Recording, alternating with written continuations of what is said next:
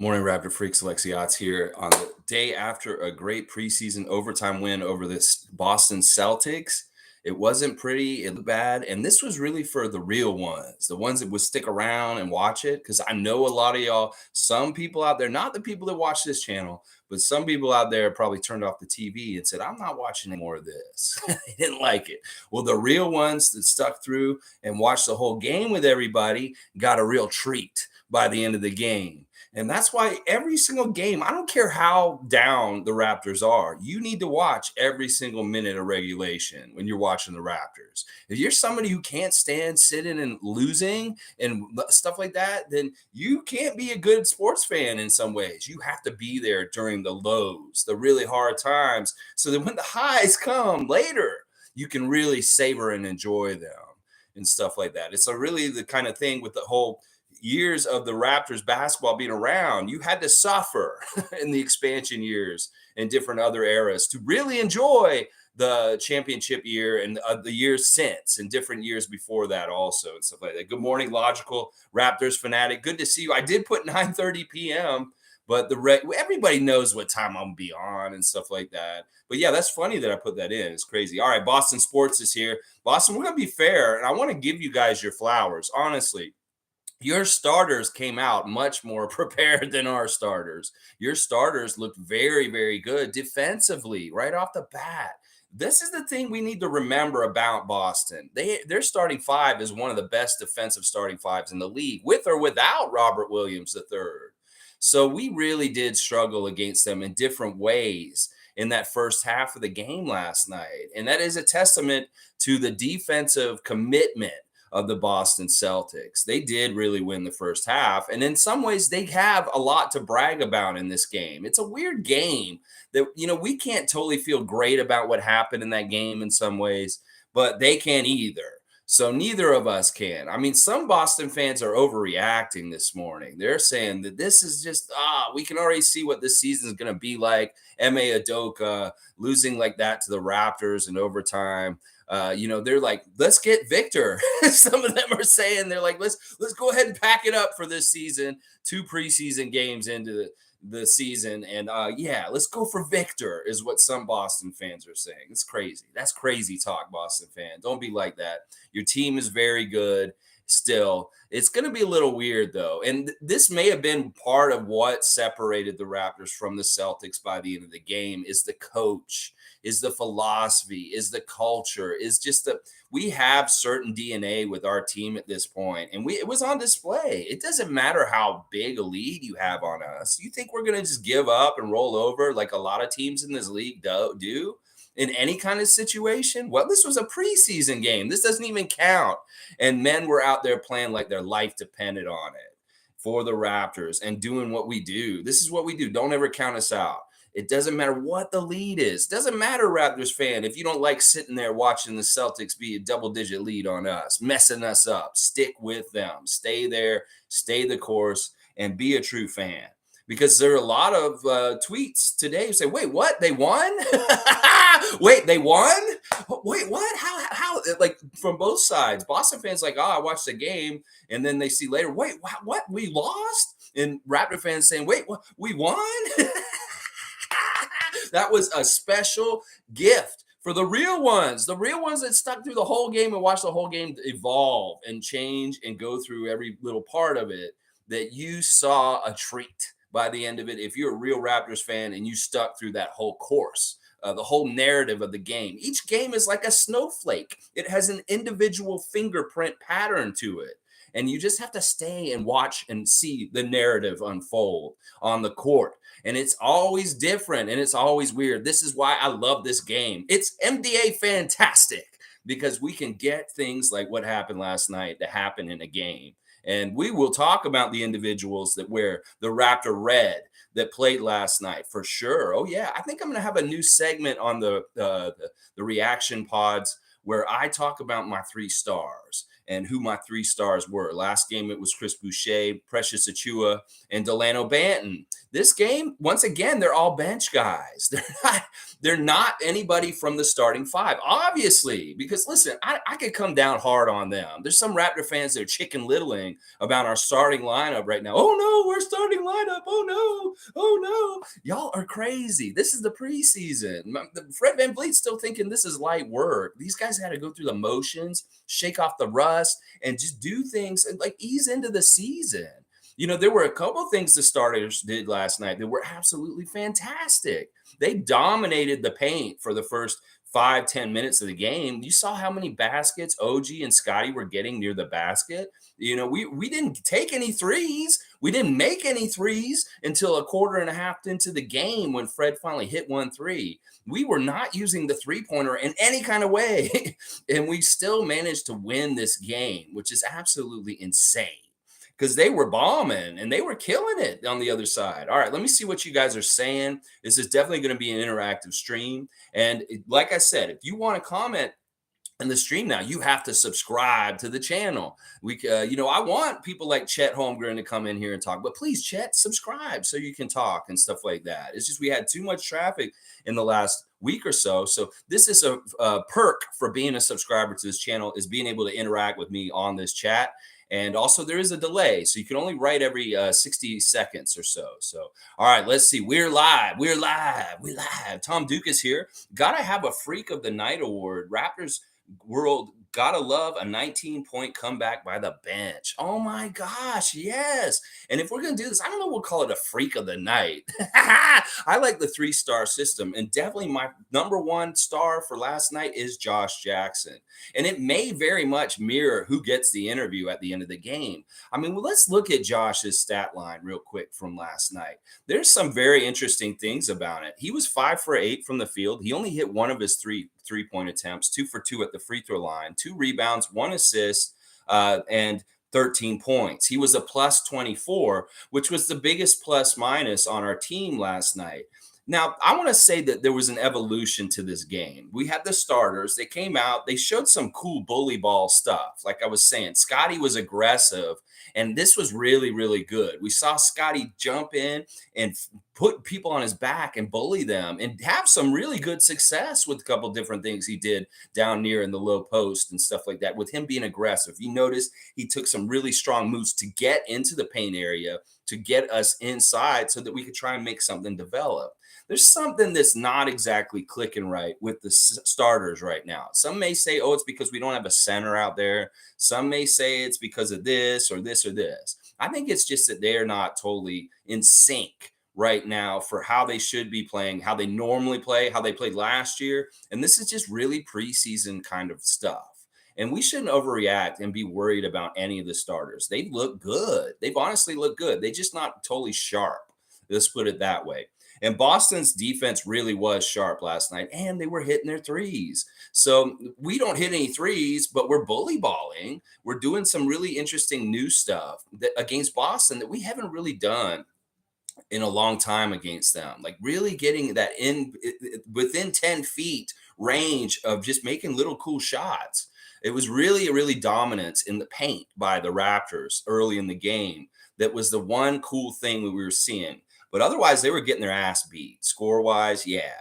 Now, when they brought in Dalano Banton and Christian Koloko, there's something that changed in that game last night. There was something about the energy that changed. First of all, Dalano, as I've described him last year, he's a stick of dynamite. You throw him on that court and explosiveness happens. And that's what we saw again. Dalano came out and he was super aggressive. He had his selfie stick arm on display, whereas he gets in the lane and the guy's covering him, but he has that extra little boop that extends from his arm to get past the defender, and he's laying him in, and he's just like doing such good stuff. He brought a real energy at the offensive end of the court. Meanwhile, on the other end of the court, we had a looming presence. He only had 1 block last night, but he did change the game when he came out there.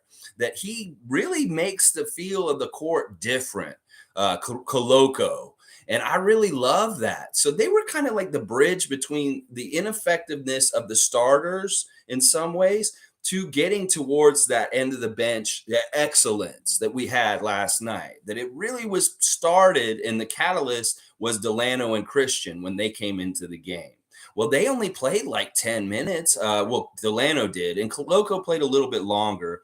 He played 13, 6 points, 3 of 4, 3 rebounds, 2 assists, and a block. Great job by Christian Koloko. He even limited his fouls, and he even got popped in the nose and got a bloody nose for once. This may be one of his things, that he's just going to get popped sometimes, and he's going to get a bloody nose from time to time. This is only 2 preseason games in, and he's got 2 of them already. That's amazing. I mean, I know he did get one of them in the practice game in Victoria, but he does have 2 bloody noses, and we're only 2 preseason games in. He's a tough dude. And I love his motor. Like I said, his ability to get up and down the court so quickly is a huge, huge strength for him in the NBA and stuff like that. He's going to be something else. Also, like, he had some really neat little one-handed jump hook shots right around the basket that were absolutely fantastic. That's a little bit of a taster, a sampler of what Koloko can be offensively to come. This is right off the bat. Usually a big guy has a hard time doing those little things in the NBA game right away. Well, if he has space and he knows he can get that shot off over people because he's just up on another level, he's going to make these. Like, I really want to see him develop this little baby hook around the basket more and more. Wow.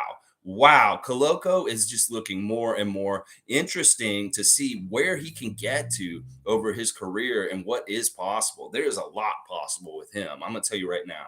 And then the third unit, the third guys, whatever you want to call them, the guys who are trying to make this team, the ragamatag, dirty dozen kind of guys coming in there to fight for their lives on this team. Wow, JJackson.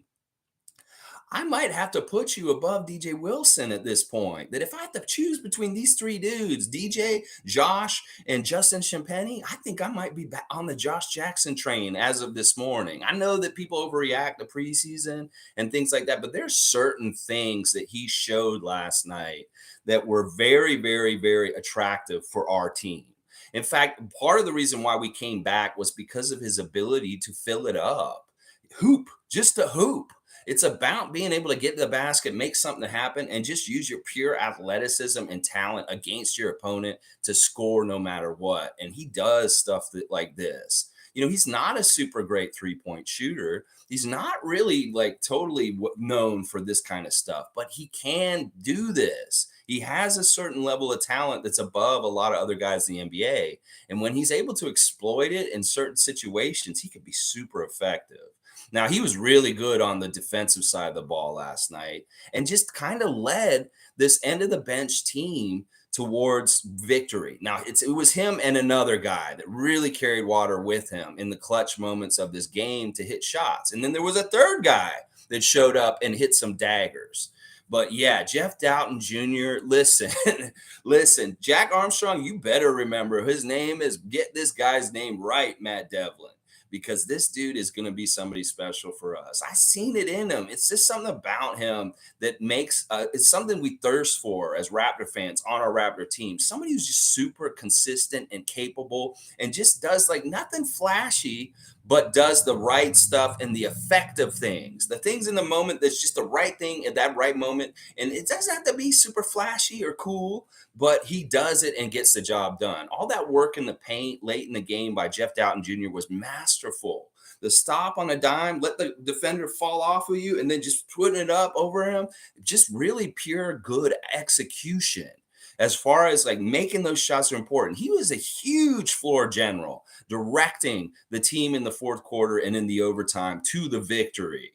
And I love it. He looks so good in this. And a lot of people fell in love with Jeff Dowtin last night, as far as Raptor fans, and rightfully so. This dude could end up being converted by the end of the year and very much a part of our playoff run this year, just because he smacks of that kind of help that we need in those kind of situations. So I'm going to make a prediction right now before the season even starts. We're going to convert Jeff Dowtin Jr., and he's going to be a part of our playoff roster this season. I know this is way early to say this, but I have a funny feeling. about something about him and stuff like that. And then, of course, I got to mention Gabe Brown. Those daggers, he's such a good shot. And that was such high pressure situation. We're talking about Boston, the second worst place to play if you're a visiting team after us on the GM rankings in the survey they just did. It's us first and then Boston second for home court advantage. That's not easy to do. A guy who's never played in the NBA, this is a rookie coming in. He's never played an NBA game. And in the preseason game, he hits a huge three, a dagger three, a dot. And it just right through. And then he hits another shot. He had two big shots near the end of regulation that really helped us get to overtime and win this game. I'm really, really proud of Gabe Brown and him just stepping up and hitting two huge shots, 5 points in the fourth quarter there. So that's basically the gist of it. And then, it gets down to things like game management at the end of the game. We have way more experience in that, even with our third bench guys, our third team. Freddie was up talking on the sideline like a coach. It was crazy. And he was really helping them and directing them in the end of the fourth quarter and the overtime, as far as like, what do you guys do to manage the clock, manage the game to ensure a Raptors W? And that is a place where Coach Nurse will beat Coach Mazzulla every single time. It's just experience and just knowing how to guide that plane into the runway and land it safely with that W. And we had that way more over them. I mean, he wasn't bad. He really did carry over a lot of the Celtics' pride in defense and some of the things they were doing last year. So Mazzulla, he might be pretty good stand-in for them in some ways. But there are going to be some things that he's going to not help them with, for sure. And that may be partly, like I said, experience and respect around the league. I don't know how much these referees are going to respect him and stuff like that. And I thought the refs were pretty good. They were fairly fair. There were a couple of weird things like that DJ Wilson offensive charge that they took back. That really was a home crowd kind of like, gimme. We're going to give you this call because we're in Boston as a home crowd. But it was kind of the right call. And it really was because he was just slightly sliding. He was not, it could have gone either way. But because it was in Boston, they're going to favor the Celtics in that situation. All right. I know I've been ignoring the chat. I figured I want to get my whole spiel of important things I want to say about the game out of the way. And then we can get into the really minutia of the whole thing about last night and stuff like that. So, yeah, I love it. I love it. I love it. I love it. G saying hi to Boston sports fan. That's right. We have a friendly rivalry. This is cool. If we have a Boston sports fan in here on the regular interacting with us, I have no problem with this. Welcome, Boston sports. And it's just a fun thing to talk about. If we had lost this game last night and you would come in here and we talk, I would have talked to you just like, hey, we got to talk about this and this and this and figure things out and be in a very fair, mature way. Sometimes it just evolves into ugly cuss words and calling people names and stuff like that. Why? Why can't we are intelligent NBA fans? Why can't we make a verbose, intelligent, well thought out argument or burn for another team that has something to do, that has some craftsmanship? You can ask a Raptor freak like Kareem Thomas about how to craft a burn in a comedic way where people get entertainment, even if they're at the other end of it.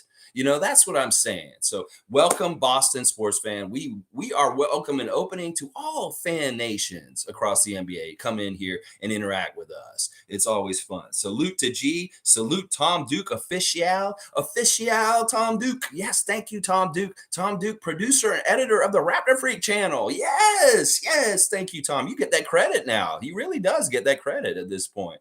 Good game, Boston sports fan. It was a good game. And honestly, we probably shouldn't have won this game. And I can understand why some of your fans are like, oh, no, not this kind of stuff. Because there was a bit of a pattern last year at times where the Celtics would give up a huge lead that they were sitting on in the middle of the game.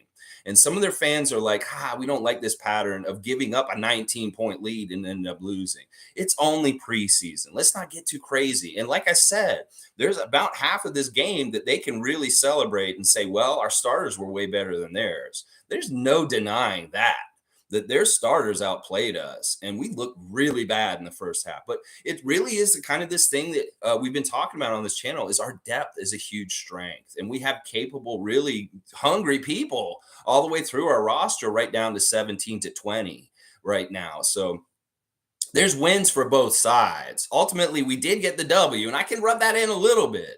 but I don't think we should be too cocky or happy about everything that happened in the game, that we were put in that bad situation. And once again, but this is also preseason, and nobody should be coming after Fred, Gary, OG, Scotty, Pascal, any of those guys right now. That's serious, silly, and ridiculous. Some of those fans are just people that like to criticize people and be negative. And that really is nothing to be negative about the Raptors. We can say, sure, they didn't look good and they got outplayed and beat by the Celtics starting five, but that c'est la vie. That's life sometimes and stuff like that. So good morning to Monique Lawrence, this Raptors super fan, Monique Lawrence. We love you, Monique. So happy to see you in here as usual. Isaac Campbell, bench mob for the win. Yeah, that bench mob word, we want it to happen every year. We're like, oh, we have a bench mob this year. Ooh, we were like last year. Ooh, we have a bench mob. Yuta, SV, yeah. Well, this year, let's not say it too early. Let's see if it really gets into practice, gets revved up, and gets running.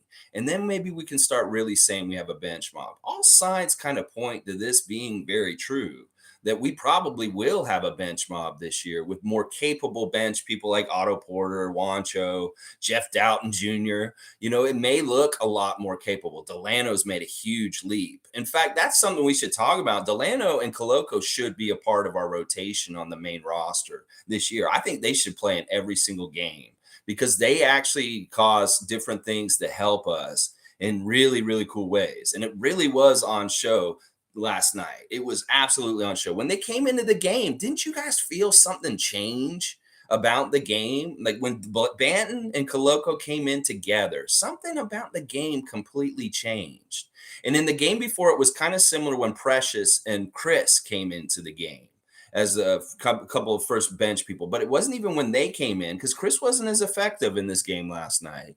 It was when Dalano and Koloko came in that something changed, switched in the games. Very interesting. Boston Sports is saying, I can't lie, it was 90-72 at the end of the third, and I thought it was over. That's the thing, man. I'm serious. And this is one of the things that makes us super annoying. Not only we're annoying with Scotty trying to be Mr. 94 feet, covering people all full court all the time. Whenever he's on the court, he's just full court pressing all the time.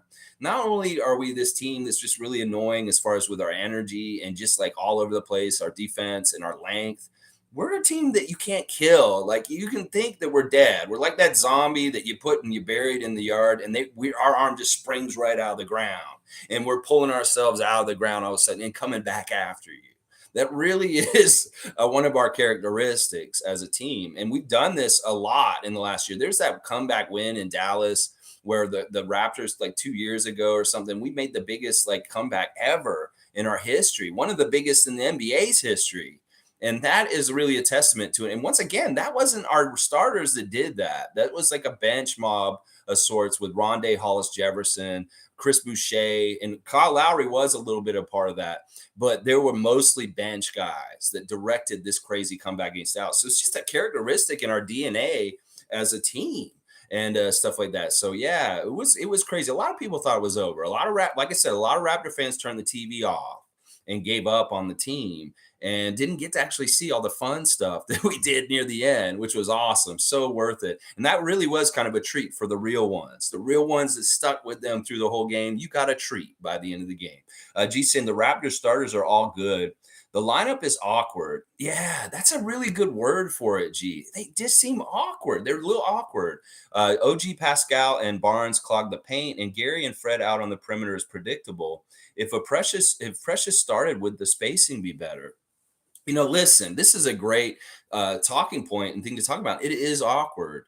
And it makes me wonder, maybe they should change the starting lineups. Just switch one guy in for somebody. You know who I want them to start is Khem.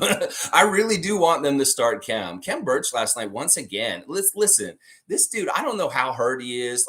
He could be have half a leg, half fallen off. He would show up and play in the game. It seems like that may have been what he was doing last year. Well, now he looks so much more mobile. And I love those set threes that he took last night. He had 2 opportunities to shoot wide open threes, and he nailed them. And it really is that set position of perfect stance and just repetition. he was our best 3-point shooter in the playoffs this year. I don't know if you guys know that. He took like 4 threes and he made 2 of them. So he's a 50% 3-point shooter. He's not a bad 3-point shooter at all. And we saw that last night. And it was kind of cool, that mix of him being out there with the young and the bench guys, kind of like anchoring them with experience and doing all the really important dirty work, defensive rebounding, defense stuff. And that was really cool to see Khem doing stuff like that. So I want Khem kind of to start, just to give that center vibe in our starting lineup. Now, Scotty's the starting center. He jumped the ball again, but there's something weird. There is something awkward and weird about our starters this year, and I'm not exactly sure what it is. It could get all ironed out and look fine and look a lot like it did last year. It could be that Nick Nurse needs to see, like, if this is awkward in the beginning, like it's been the first couple of preseason games, maybe I need to make a quick hook and take one of them out and get a different kind of feel to make it right away. Because I don't know. He really loves starting the starting lineup. And I don't know if he'll actually change the starting lineup like we're kind of saying right now. He could just continue to let them try and iron it out, work it out over the course of things.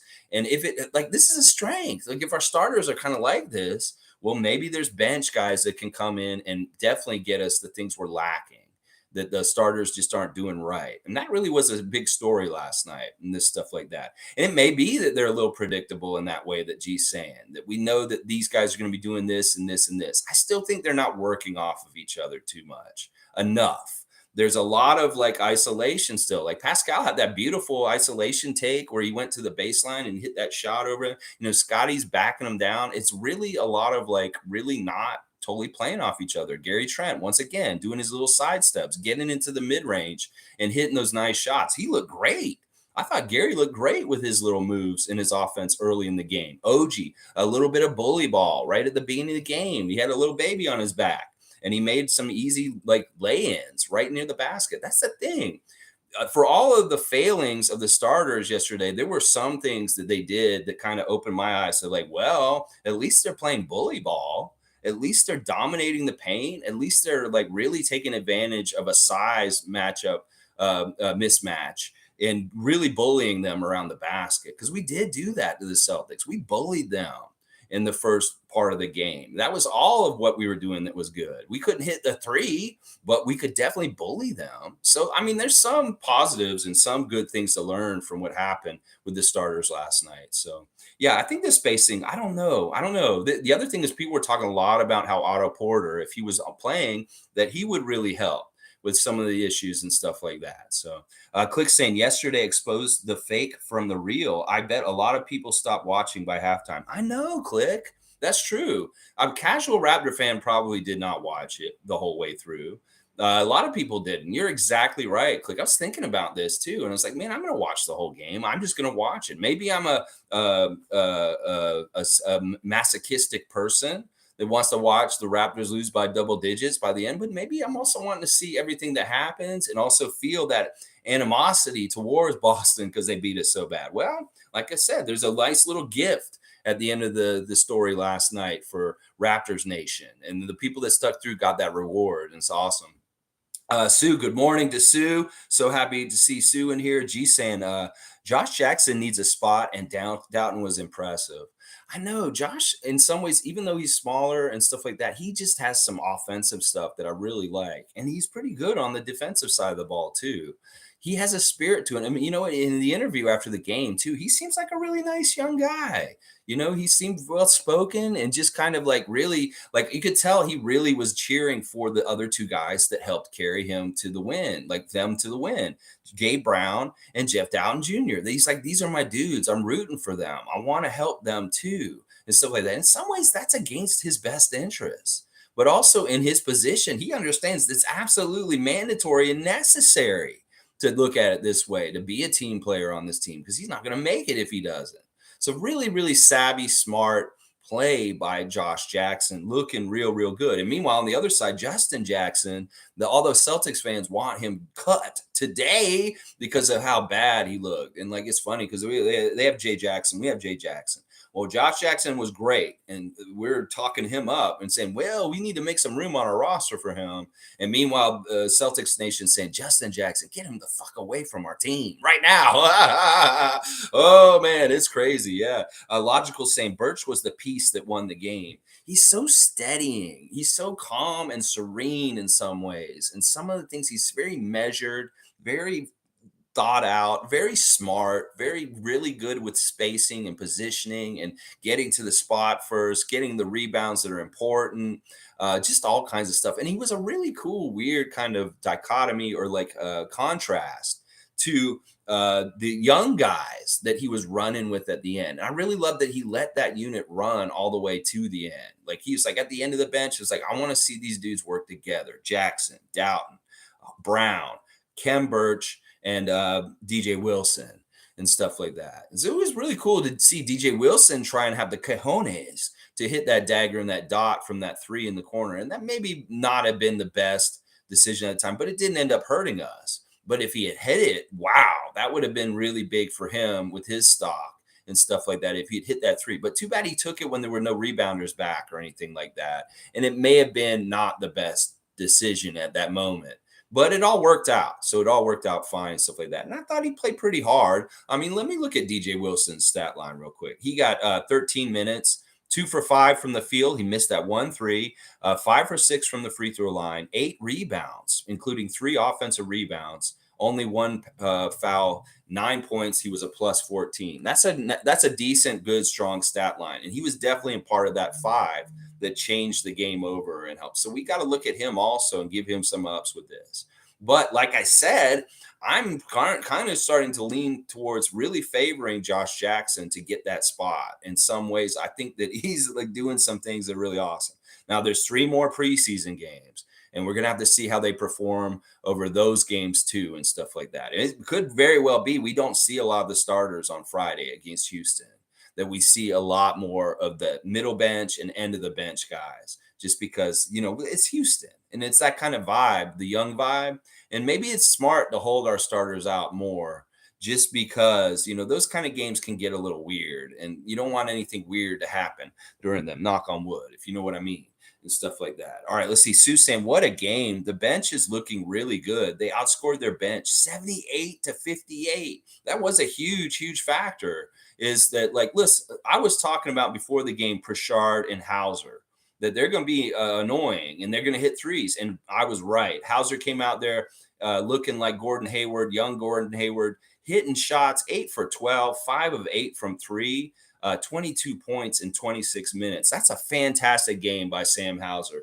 And a lot of Celtics Nation's upset that such a masterpiece put up by him has been ruined by them not winning the game and stuff like that. So yeah, and then Pritchard was annoying. 7 of 14, 3 for 8 from 3, 17 points. But also in the same token, you know, they were annoying on the threes, but otherwise they were very easy in some ways to deal with. In some ways, there's problems with their defense. There's problems with, like, we can actually shut them down if we really locate them and look for them. And that's the thing. It's like they really had to chase them around. That was Jeff Dowtin, Josh Jackson, chasing them around and keeping them away from making the threes late in the game. That we did this thing that we did last year where we kind of clamped down in the fourth quarter and we turn off their water. We basically say, all right, y'all been scoring pretty good all game. All right, you're hitting your threes and stuff like that. But we're going to really cinch it in and turn off your water completely. And the Celtics did have a really hard time scoring late in the game. They only got 20 points in the fourth quarter, and then we outscored them 15-9 in overtime. And that was huge. And that was really, a lot of it was from the defensive end of the court, that we were holding court real nice. And it was cool because, like, all right, we had Banton and Koloko come in that middle part, really changed the tempo and got the feeling kind of going towards us. And then at some point, Nick had to take out Koloko and Banton because they had played such a nice long stretch. Like, they really did their whole stretch of minutes all together. Like, Banton played 10 minutes straight and Koloko played 13 minutes straight, and they really didn't come back in and out. And then they were gone for the rest of the game. And those third team guys took over. And it was like a switch. Like I was worried when Koloko came out if that defensive presence and that kind of good defensive stopping was going to go away. But no, he was smart. He put in Khem Birch and it continued. And that was really helpful and important. That baton that was passed from Koloko to Birch when they made that substitution kept the defensive continuity through the end of the game to keep Boston from scoring a lot like they were in the first half and stuff like that. That was really a big part of it also and stuff like that. So let's see. All right. G saying, I keep speaking on Birch. The real ones know. Yeah, there's a new Twitter account on there called Khem Birch. Like they wrote him in the word Khem instead of Khem. It's Khim. Him. Like everybody's saying I'm him. And they had his stat line up there and stuff like that. I love seeing his mom after the game saying, "What a great game! The preseason should count." Thad's wife was going on about it on Twitter. Also, a lot of people were real happy about the game last night and stuff like that. I'm really happy for Khem because he does look like a different player this year already.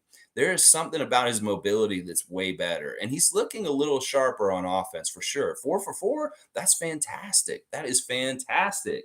Yeah, and let's be Khem Birch stands in social media spaces, whether you're on Twitter, YouTube comments, Instagram, Facebook, wherever you see people talking about Khem Birch. This is part of what we do as Raptor freaks, as the positive Raptor fans, is we stand up for those that are maligned on our team and we stand up for their honor. So if you see people sliding Khem Birch, you have a lot of good ammunition to tell them, well, look at this and look at this, look at those threes and look at this, what he did and stuff like that. So keep the good fight going, G, to stand up for the honor of Khem Birch. I'm all about that. I'm a big supporter of Khem Birch, always have been since he showed up. I looked at him as a savior when he showed up on our team in Tampa, when we had this Aaron Baines tank commander bullshit going on and Alex Len and stuff like that. Holy crap, a capable center, a capable 5, something we needed so desperately in Florida.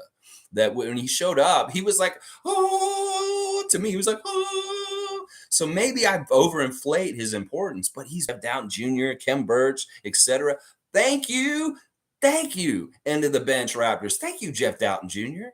Thank you, JJackson. Thank you, Gabe Brown. You guys are badasses. Look at that. Showing the league that our end of the bench may be better than your middle of your bench in some ways and stuff like that. Boston Sports is saying, hi, G. Both teams struggled shooting the 3 last night. I'm pretty sure both of us shot under 30% as a team.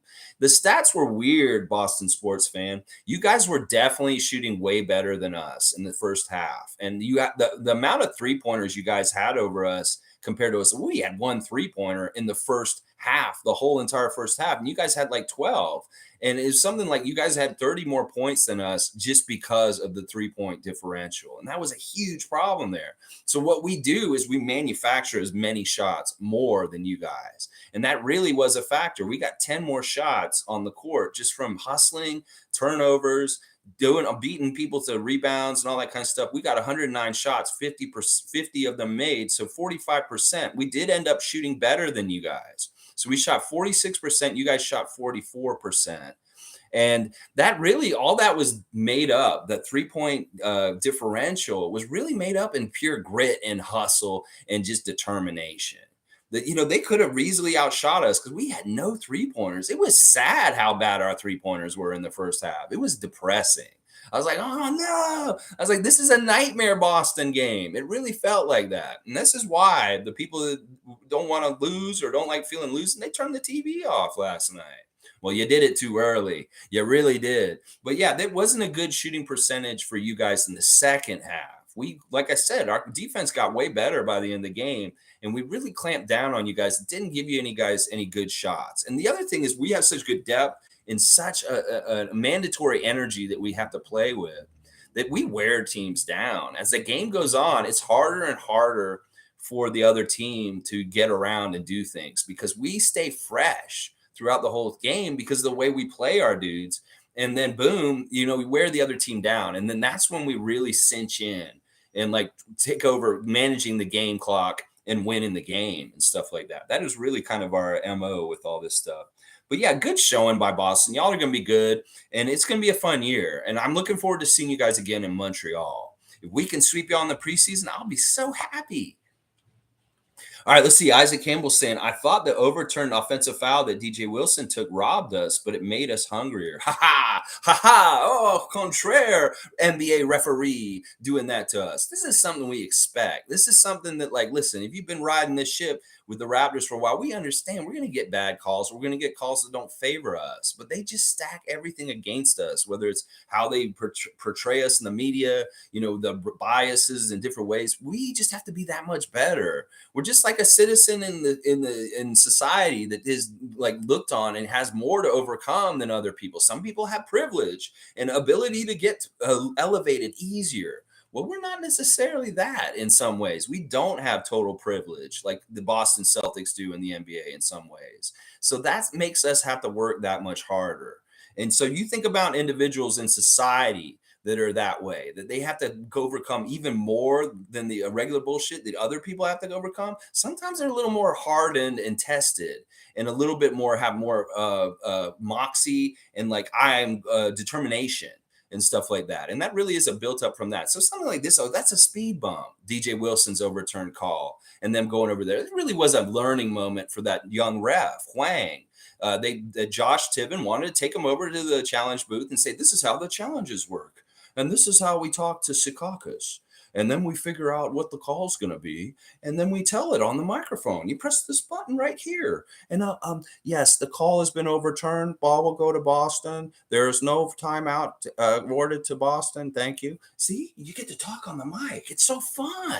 So that was kind of what was going on there, was a little bit of on-the-job training in that moment, like teaching how to do the challenge, like things, stuff like that. It was pretty funny and stuff, but I was okay with it. It was the right call. I mean, we could be like really homers and be like, that was horrible. They did that wrong and stuff like that. But no, that's the thing. We can't look at it that way. We got to keep going. Who cares? We can overcome all of it. It doesn't matter if the sixth person on the court is a referee and they're playing for the Boston Celtics. It doesn't matter. We can do this. We can make it happen. And the Connecticut refs were pretty fair. There were a couple little weird fouls calls. And of course, they swallowed the whistle for us. Scotty and Pascal were not getting calls. I saw Scotty yell and won at them. And then that tech that Fred got was kind of bullshit. I mean, it was very much like Gary Trent Jr.'s tech last year at Tony Brothers, where he did like some hand motion towards him. And I guess they take it as being aggressive. It's like he's just showing you what the guy did to him. And just because it's towards your direction doesn't mean it should be a tech. So that was a flaky, stupid ass tech that Josh Tiven gave Fred VanVleet in that moment, where he's just trying to show him what he did. And he tried to explain it to him anything. It's not like, it's so dumb. It is so dumb. And then, the other thing is we're going to have to watch out for the celebration rule. This is going to be really weird this year. Guys are going to have to really be smart about not jumping out on the court. In fact, Thomas Bryant got this call last night for the Lakers. He came off the bench and came on the court with the celebration. They called a tech on him and gave a free throw to the other team. Now, I don't like this kind of stuff. I think that it's stupid that they fine people for dumb shit and do stupid things like that. I think the enthusiasm is part of what makes the game joyous and happy and stuff like that. So I wish the NBA wouldn't do this. But there is something that that's been lax about in the last year or so that is a problem. Whether it's like Kyle Lowry in the playoffs, where he kind of did do some stuff on that inbounds play against Boston, where he kind of like did something behind the inbounders. That was kind of wrong. I mean, I love Kyle for doing it, and I think it's awesome. He got away with it. But that may be part of what's happening here, is that some of the end of the bench people are jumping on the court and getting all animated and crazy and stuff like that. I don't mind them doing that on the baseline, away and not on the court. But once they get on the court and they're kind of encroaching on the court, this is a problem. So they got to really kind of figure out, all right, we're going to call it because you came out all the way out here, or if they're over standing next to their seats and they're just kind of doing things over there, I think they can get away with it. It's really if you come on the court and you start jumping around and going, whoa, then they'll get you. But this is something that our bench should watch out for, because I was a little worried about it at the end of the game, because just how animated the starters and everybody was getting about seeing the third team do so well. They were jumping all over the place. We could have easily gotten one of those technicals. But I think that if they know the exact line that they can't cross as far as things, then maybe we can be disciplined and not let that happen. But they need to be smart and not let stupid shit happen just because of a celebration on the bench. as far as like getting a point loss by somebody getting a technical and stuff like that. So yeah, Logical saying, I had no doubt. I'm going to explain on my next video. You had no doubt they were going to win. And it probably was because of the depth. Yeah, at some point, we're just going to get you with our depth. It may not be in the starters. It may not be in the middle bench. It may be the very end of the bench. And we're going to get you there. Yeah. Sue's saying, and their starters played longer than ours. So our bench, hang on. Sorry, I got to clear my throat. Excuse me. Sorry.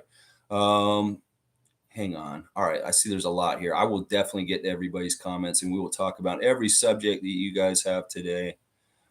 Sue's saying their starters played longer than ours, and so our bench had to play against them more. Tatum played 29 minutes, Smart and Brown 27, Horford 26, and White 24. Yeah, White was out there late. Like he was running with them even late against our very end of the bench people. Yeah, this is true. They did play their starters. They didn't play as many players as we did, and they did play their guys more than we played our starters. And so that may actually helped us. It's like not playing our starters very much and getting our bench guys in there as quickly as possible. In fact, I was kind of crying out for it. I was like, these dudes, something's wrong with them. Nick, who cares if they need to play the first half? Let's get Precious, Chris, Koloko, get these guys in there as soon as possible because there's something wrong with the starters right now. And I was kind of thinking that early in the game. I was like, man, start bringing the bench in right now. And don't wait with these dudes right now because there's something weird going on with them right now. Let's see. Naco the Nacho saying stars are Gabe Brown, Precious, and JJackson and DJ. All right, I'll do my stars real quick. My number one star is JJackson. And it really is just because he was kind of like that leadership kind of like guy who took over, really carried water, showed the path, and then they went down it and they made it successful. And then Jeff Dowtin Jr. is my second star just because he was really a stabilizer, a real leader, somebody who's just really smart with where he picked his spots to take shots from and very efficient. And he was really good on defense on the other end. I know some of us are worried about Jeff Dowtin Jr.'s defensive end, but he was really on top of things and right in guys' faces and very active on the defensive end. And then my third star is actually Khem Birch. I think that Khem really was an understated, really strong presence at the end of the game to help guide us to the end of the win, to get the win. Those 2 threes didn't hurt either, and him being perfect from the field and having so many offensive rebounds and different things like that. Really, really good. Now, I could have put Koloko or Banton in there and somewhere, but it really was the end of the bench guys. They carried things, so they deserved it. So, yeah, Dowtin, JJackson, and Khem Birch. Those are my 3 stars from last night. But you guys are going to have your own different ones and stuff like that. G saying Jalen to me is the Celtics star.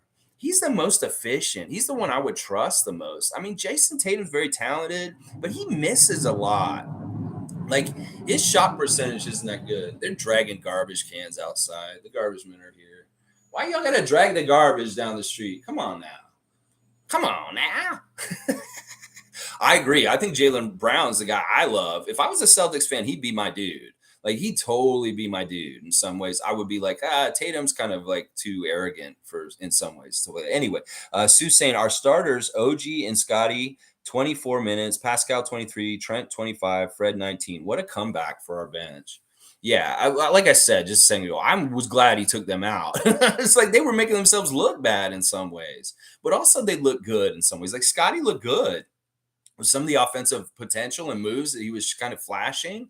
Gary looked really good with his step arounds, his mid-range. Fred had his little moments here and there. Once again, he did a little bit of EL. And, Pascal was Pascal. Actually, he had a way better game than he did against the Jazz, Pascal Siakam. His box score is actually underrated. 5 for 11. He did miss both his threes, but 6 rebounds, an assist, a steal, 13 points. But like I said, all the starters were minuses, and they really did get outscored and stuff. Fred and Gary were 7 of 22 collectively.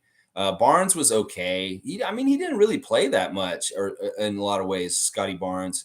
And OG too. I mean, it is what it is. It is what it is. I'm not going to come down on them too much. We shouldn't nitpick about the starters right now. We should celebrate the really great achievements of the bench. from last night. That is the way to look at it. Boston Sports saying, I got to go back to work, but great game, y'all. We'll have another matchup October 14th at y'all's building. We're coming for revenge. All right, it'll be in Montreal, so it won't necessarily be totally in our building, but it will be a building for us. We'll have those great Montreal fans cheering us on against the Celtics next week. Rematch, baby. It's on. We'll see you there, Boston sports fan. Yeah, thumbs up to you. Peace out. All right, Click saying the starters look gassed. Yeah, they shouldn't look gassed, though. I don't know what it is. I think it's let's just say preseason. Can we just say preseason and that everything's gonna be fine for regular season? Let's just like this is why we do preseason, is to let those weirdness and stuff like that. We saw this team work so well, the starting team last year, so we know that it's good. It's just that it was preseason, and maybe really was the Boston Celtics defense and them being up for the game to a degree also. Stuff. BTOB saying, let's all remember preseason is for the bench and third unit to shine. And they did big time. That's right. BTOB, reality check coming at you right there. It's the time for the bench to shine. It's the time for JJackson to work for his job. And boy, did he do it. Kudos to you, JJackson. Proud of you. Guardian Transit's here. Dowtin, Jackson look great. Starters could not shoot the ball. Couldn't shoot a three. They weren't even trying to shoot threes in some ways, but they couldn't hit any of them either. It's really bad. It's just how it is. I hate when I hear Matt Devlin say the Raptors haven't scored for 3 minutes. You know, I hate when he says that. And I know that there's something wrong. That's when I'm like, get Otto Porter in the game right now. When he says that this year, I'm going to be like, you need to put Otto in or get Jeff Dowtin. All right, let's see. CC saying not just the bench, it was the third stringers, the end of the bench. It really was. I mean, we didn't see Ron Harper Jr., which I was kind of disappointed, but he really had a vibe with this certain particular unit that he wanted them to really get the win and finish it out like this. He had a vibe to them, and he was right that those dudes were clicking real well together. Gabe Brown, fantastic. Really proud of Gabe Brown. That really was a dot, and he did it with such confidence. It really kind of made me think, wow, Gabe Brown, maybe. Like, you know, we're talking about JJackson, but we're also kind of like, what's going on with Gabe Brown here? What is this? This is a really high pressure situation, and you're supposed to be the guy at the very end of our training camp battle, the number 20, the one that's just going to the 905. But wait, you're hitting these dots right at the end of the game. Gabe Brown. Maybe we need to consider him in some way or something. I don't know. G saying Raptors were 1 for 18 from the three at one point. I know, 1 for 18. Oh my gosh. And they still won the game. If you looked at that stat, the 3-point shooting in the first half, you'd be like, there's no way this team's going to win. It's so lopsided at halftime. Look at their 3-point shooting compared to our 3-point shooting at halftime. And you'd be like, yeah, this team's going to lose real bad. Well, we ended up winning the game still. It's like one of these planes, you're crashing, and then you pull that, and then you make it. Yeah, just like Indiana Jones. Yeah. Yes, sir. Fun guy. Yes, it was a fun time last night. It really was. If you stuck around. G saying Dalano brings a ton of speed and energy.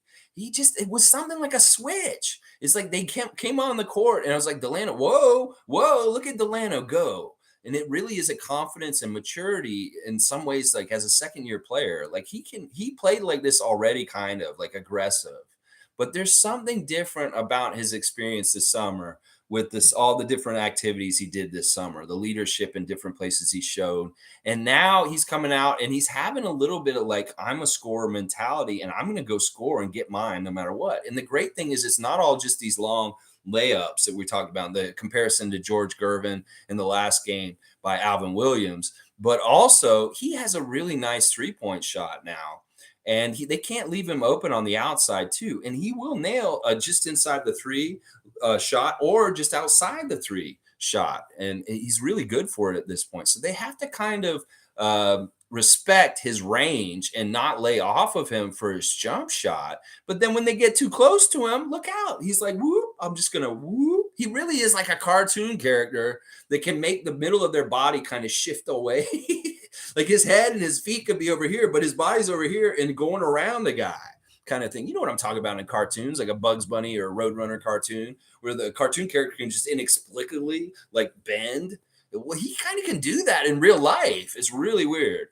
Click saying our starters weren't moving the ball like Boston. Way too much isolation. Way too much isolation. Call some damn plays, Nick Nurse. Golly, get some pick and rolls, get some give and goes, get some something. I don't want to see these guys struggle so much. Now, it's really nice to see Gary and Pascal shake their defender off and get successful baskets his way. Same thing with Scotty. He did a little bit of it, but they shouldn't have to work so hard. They've got to figure out ways to get them easier shots off of each other. This is such a huge mission for the Toronto Raptors. If they want to elevate their offensive side of the game to the next level, they got to just start doing this, because we did look like last year's offensive kind of thing. And then I'm like, why GM survey? Why would you think Nick Nurse is an offensive great coach? It's not that I don't think he can be. It's just right now, I wouldn't say, and this is a pie in the sky, a positive can be Raptor fan. The Raptors offense is not totally like smooth. And it's not something that I would say, oh, this is such a great offense in the NBA. I don't understand why y'all gave him that award or like that kudos in the GM survey. I'm like, offensive coach? You should just put him on the best coach list. And he should be like number in the top 3. He should be in the top 3 of the top 3 coaches in the NBA. He should be. Oh, yeah, he should. All right, let's see. Randolph Phillips is here. Good morning to the gang. Stay blessed. Bless you and happiness. All kinds of different success and great things to you also, Randolph Phillips. We love Raptors freak Randolph Phillips, always checking in and giving us good tidings. We appreciate you. Logical saying, Koloko had that loose ball recovery and the assist for the first 3. Yeah, there were a lot of different plays about Koloko that are just fun. Like, he is something else. And I just really love, like I said, his mobility, his engine. He's like really adept to learn quickly. And he's really good at reacting and doing different things around the court and stuff. There's going to be some really good treasure unearthed in the game of Christian Koloko over the years to come. And I'm so here for it. I'm so here for it. Yeah, Guardian Transit's agreeing. Koloko's a keeper. He looks good. He looks real good. Monique saying, was anyone expecting overtime, though? You know, Jack Armstrong wasn't. He was like, just go for the 3, win the game. Well, Nick Nurse wanted to get some more time to evaluate the end of his bench. So they went for the 2. And it worked out. It all worked out and stuff like that. I know overtime in preseason isn't like something. It's really weird because listen to this. Think about this. Between the atmosphere of Edmonton and that crowd bringing it like playoff vibes and energy in that building, and then the way the game went last night, are we even fucking playing preseason right now? It's like the Raptors can't play preseason. They're just such a traveling band of like Beatles energy that they wherever they go, this isn't like a regular season game. Boston got up for a big time team that they knew that they're going to have to be ready for. And, you know, the crowd came with an energy and a passion for the team in Edmonton that just has playoff vibes in the preseason. That's what I'm saying. That game last night had bigger things to it than just a preseason game and, you know, benches fouling each other. There was overtime. There were stakes. There was intensity to the game that is not normally found in the preseason this early and stuff like that. And maybe this is the carryover of all the inertia and kinetics of the Rico Hines runs of August, that we're just in playoff intensity, like atmospheres now between the Boston game and overtime last night and the Edmonton energy the other day and stuff like that. So we'll have to see how the energy is in Houston. It may not be as good. Let's just put it that way. I think I've seen tickets for that game as low as $4. If you have $4, you could go to the Houston Rockets versus the Raptors on Friday night in Houston. So there you go. Raptors fans in Texas, get down there. It's a real cheap ticket. And I think y'all could probably take over that building to an extent too. All right, let's keep going. CC saying, yeah, the starters threes. Cringe. It's not normal like that, though. These guys are much better shooters than that. We know this. It's not going to be like that. If they're going to have a game like this, let's go ahead and have it be last night against Boston and still win. I love it. Nako's saying, we would have won before OT if it weren't for the refs. Yeah, I mean, maybe. I don't know. The refs were pretty good. In fact, I watched Tiven real close because he was the crew chief. and stuff like that. Bolin's old. He looks like he doesn't take showers. It's like his hair, you never watch. I don't know if he's just old and he sweats so much that he just instantly looks like he's just like hasn't had a shower for 3 days. I don't know. I shouldn't rag on the refs just in case they hear us and maybe hate the Raptors more because I'm ragging on them looking like they don't take showers. But Josh Tiven was really good. He was working with Fred a lot in the game last night. After that tech, Fred made it a thing to go and talk to him and get the relationship right with him. You saw them talking to each other, talking about that play in particular, talking about different things that are on the court. And that's the goodwill and the communication with the refs that the Raptors need to have because that'll help us in the long run. And you saw Josh Tiven pat Fred on the back at one point. It's like, don't worry, Freddie, I'll look out for you next time. And they did. They gave us some calls at different times. So they weren't totally biased to Boston. And if they really were trying to help Boston win last night, they failed. So I don't think that they were as much of a factor as you think. I mean, the DJ Wilson call did look a little egregious, but and then again, it was kind of the right call. And that if they're teaching that young ref, Huang, how to ref a game, they had to take that learning moment, stuff like that. So let's see. Click saying sign Dowtin and Jackson, Champagnie on the hot seat. Well, that's just sucks, man. Like it's not even his wrist at this point. They're saying it's his hip. So it's like, what is it going to be next time, Justin? Like, come on, man. Just get healthy and get on the court. You are doing yourself a disservice by not being out there. And if it's a little piddly injury, I'd be like cussing the trainers and people out saying, just let me fucking play. Stop not clearing me. I think he should be cleared and just play. He's really, really doing a detriment to his ability to make this team by not being available and stuff like that. I don't know. It's probably got to be so frustrating for him. If it's something that he really can't play on, but this is, like I said, there's been so many times that he has not been available in the last 6 months and stuff like that, whether it's been at 905 near the end of the year, whether it's been summer league, whether it's been Rico Hines runs and now and stuff like that. So BTOB saying, Alexi, you were right about warning about the refs. Well, it's something that, if I see something possible in the morning and we'll talk about it, that maybe we can have the perception to really watch out for it and really like be ready for it just in case. But they were pretty on the up and up. Like Bolin really did kind of let Tiven run the game. He was really the guy running the game and in charge. And Tiven's a very fair ref. I actually like Tiven. Tiven's not bad. But, it is kind of sketchy when you see two of the refs are from Connecticut and you're playing in Boston and stuff like that. So fun guy saying, damn, Lexi, you're just joining our Josh Jackson train. He's been locked to me since before preseason based on his skill set. Well, fun guy, I think it's just a familiarity thing with me. I wasn't as familiar with him as you are. I maybe saw him play against us with Detroit a couple times, and he would press me in little bursts. Like I see something crazy athletic or something really cool, and I'd be like, oh yeah, this guy's annoying. And I kind of remember him from that. Now, once again, I didn't want to gauge him before actually seeing him on the court, but I'm glad that you had confidence in him already, fun guy, and stuff like that. And yeah, all right, I'm late to the train. All right, so what? But I'm very happy for him. Like I said, I really love underdog stories, and he showed up so recently. The fact that he's doing some of the stuff he's doing is like, I love this kind of shit. Like, and he really will like take this ball and run with it all season. If he does make our team, he will really help us and reward us for it. I really believe that. That he'll be like, oh, you guys got a vote of confidence in me? All right, I'm going to prove it to you guys over and over again all season. I really hope that happens. Who knows? It's wide open. DJ Wilson is trying. He's playing okay, but he's not like what Josh Jackson's doing right now. Josh Jackson's a little bit different in some ways. Tom Duke saying BYOB. Oh my gosh, so very brutal and obvious.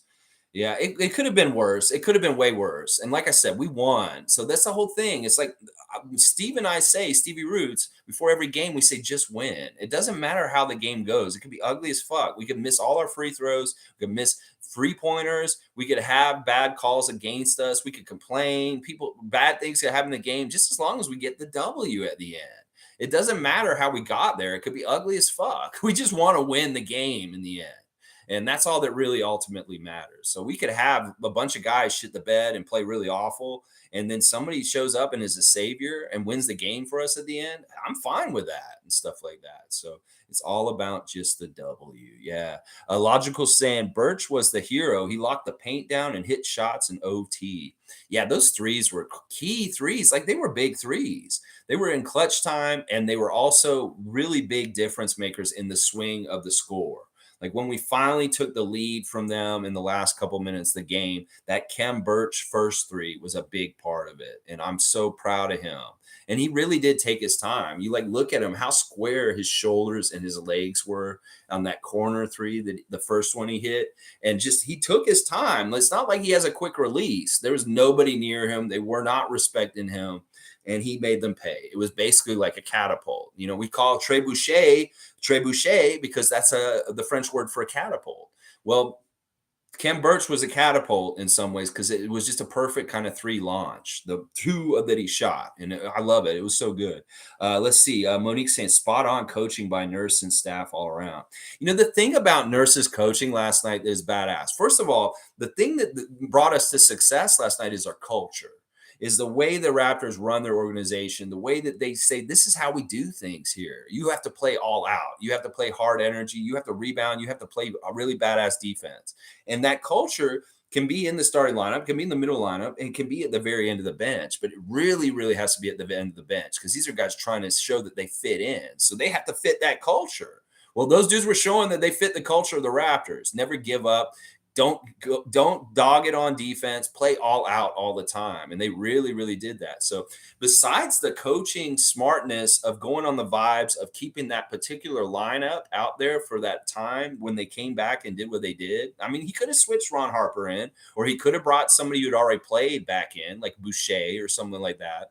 But he really rode it out with them. And that's kind of the smart coaching things that Nick Nurse did last night, is that he was smart about how he cascaded the rotation of the Raptors throughout the game. Cascade first with the starters, cascade Boucher, Precious, cascade Dalano, Christian, cascade more, getting deeper and deeper. And then like we're at the end of the bench and there's nobody else to come in. And they'd already played their allotted time in the regulation. Now there's overtime. Well, he could have easily brought other guys in that already, played and stuff like that. But he didn't. He let them ride those five. And that was the smartest coaching decision that I think Nick Nurse made last night, that he left Jeff Dowtin, Josh Jackson, Gabe Brown, DJ Wilson, and Khem Birch in for the whole overtime and the end of the game. So very, very good stuff by Nick Nurse's coaching. Click is saying Dowtin has the highest IQ on our bench. He really is smart. And like, I love those kind of players like him, just dependable. You know what you're going to get.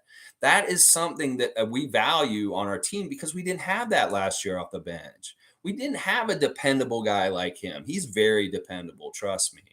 And that I get this feeling about him, like I did what I explained about Khem with the center situation in the Tampa year. He's kind of a godsend.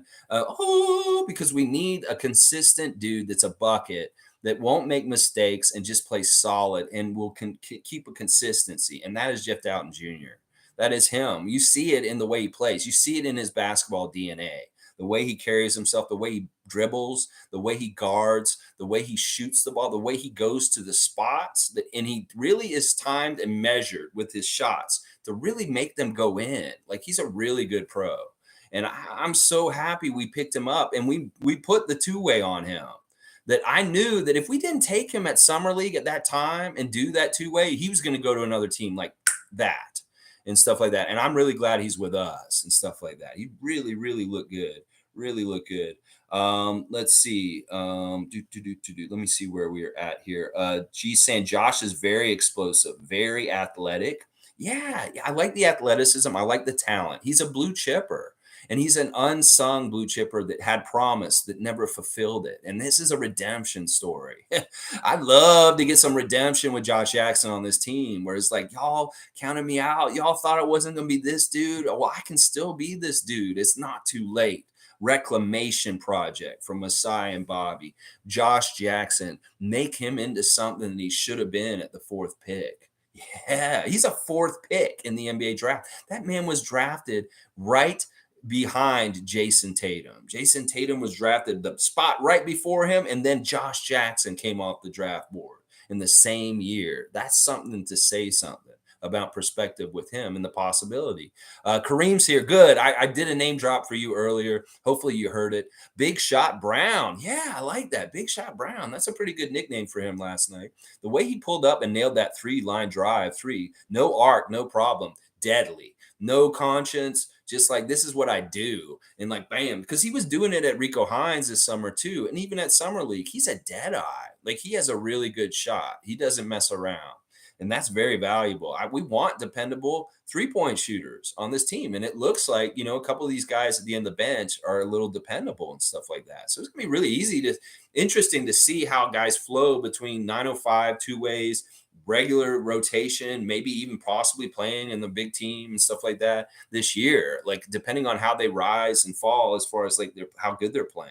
Like Jeff Dowtin, who knows what could happen with them? Like I said, I just predicted he's going to be on our playoff roster somehow, some way. He's going to get converted, and we're going to use him in the playoffs this year. I have a vision in my head that already tells me this and stuff like that. So things like that. All right, let's see. Randolph saying, I hope that Nurse does not hesitate to make changes by pulling starters early when they're struggling by giving the bench a chance and not wait too long. Yes.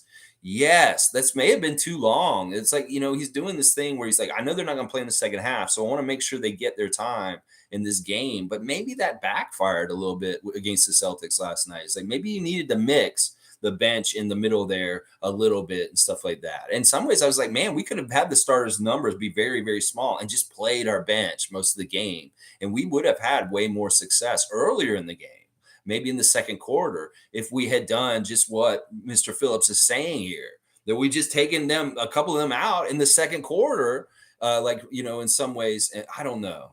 But I think you're right. He should be quick to pull the hook if these guys are a little flat, because we saw a pattern last year where the Raptors would start the game and all of a sudden they're down by 20 points or 12 to 20 points really early in the game, and they have a deficit to overcome over the game right away. That was a little bit of what last night felt like. Those games last year where we'd be down by 12 already in the first quarter, but we still end up managing to come back. And this was something I was telling myself even at the worst times last night. I was like, this is the kind of game where we come back and win.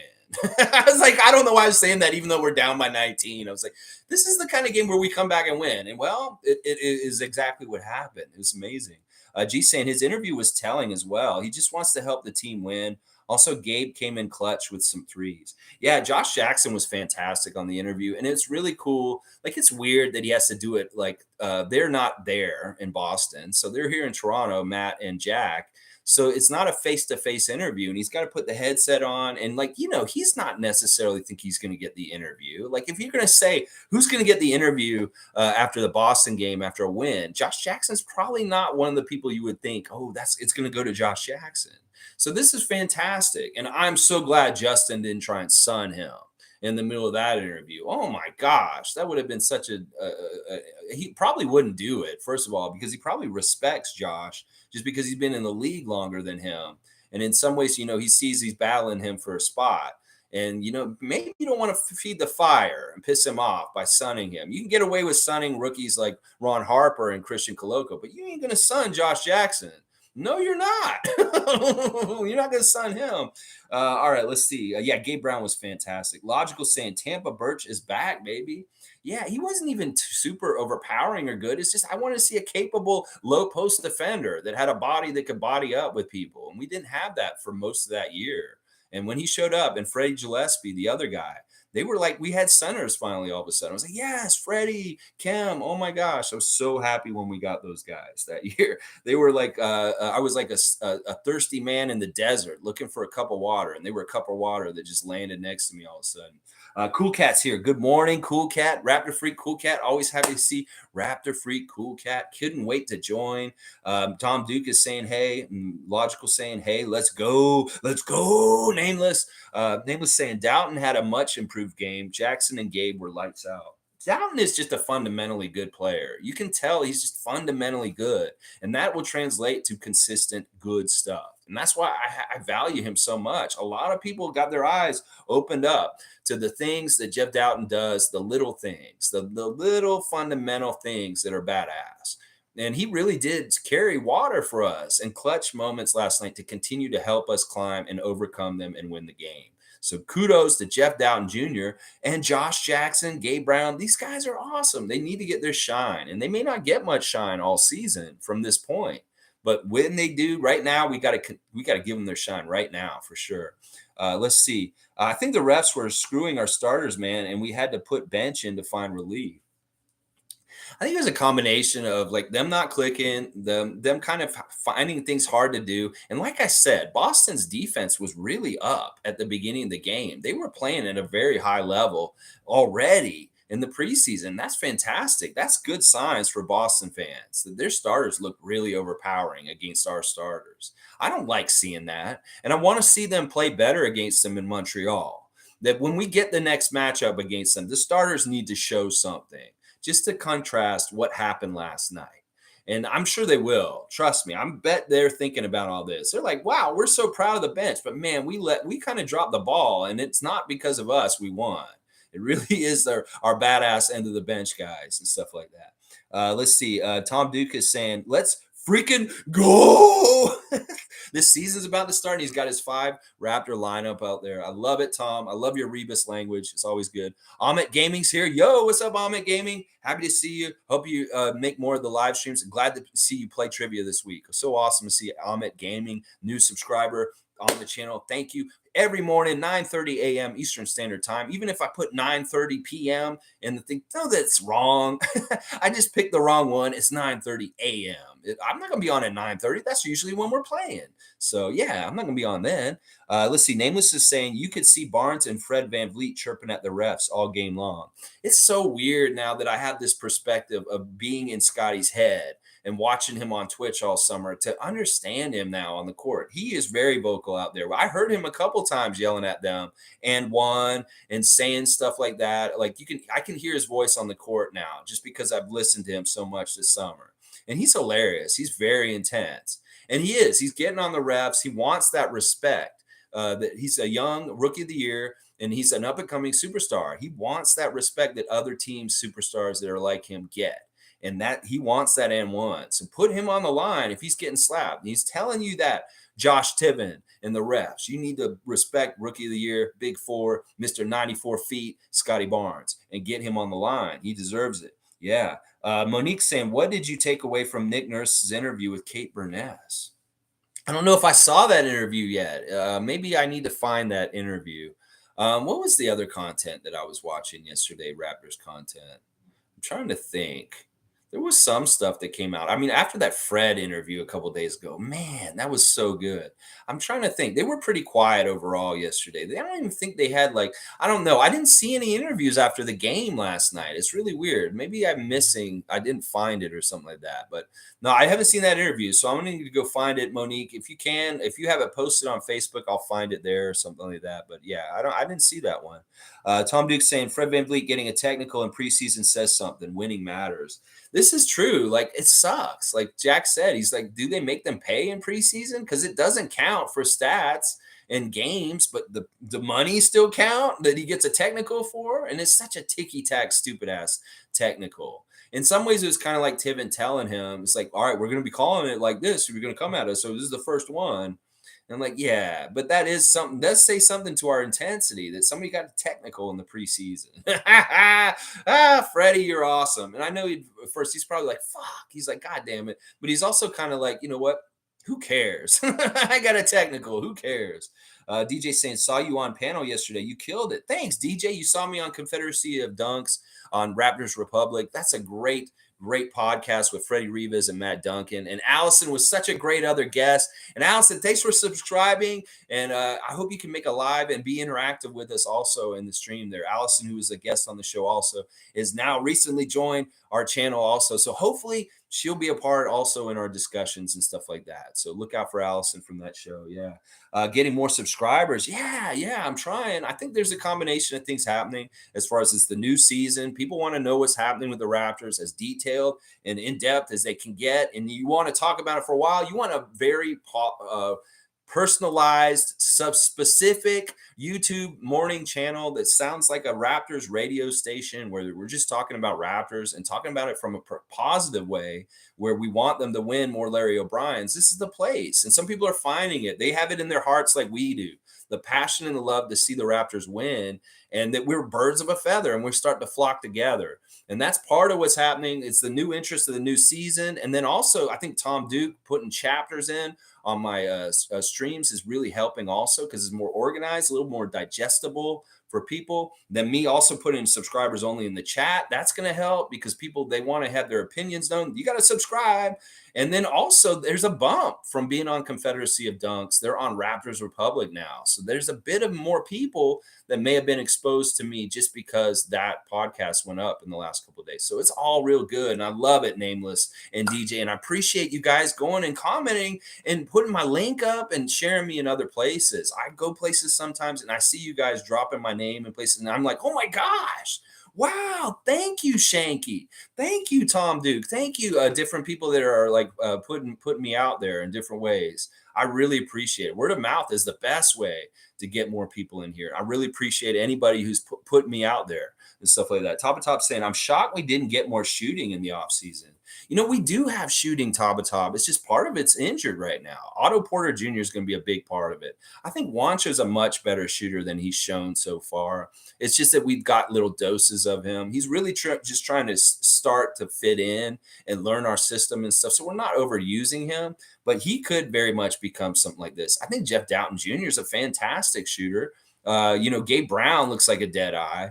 You know, there's different places where we can get the shooting. Gary's going to be a way better shooter this year. Fred is obviously a great shooter. So I would say, you're worried about the shooting, but we did on the download did get better shooters. And the other thing is we cannot underestimate how much Pascal and Scotty worked on their three-pointers this year. This summer, that was a priority for them. They shot a lot of threes. So Pascal and Scotty are going to be hitting threes better this year also themselves. It just didn't show in the game last night. Last night was kind of like a memory of what we had struggles with last year. And hopefully maybe we exercised some of that last night in some ways.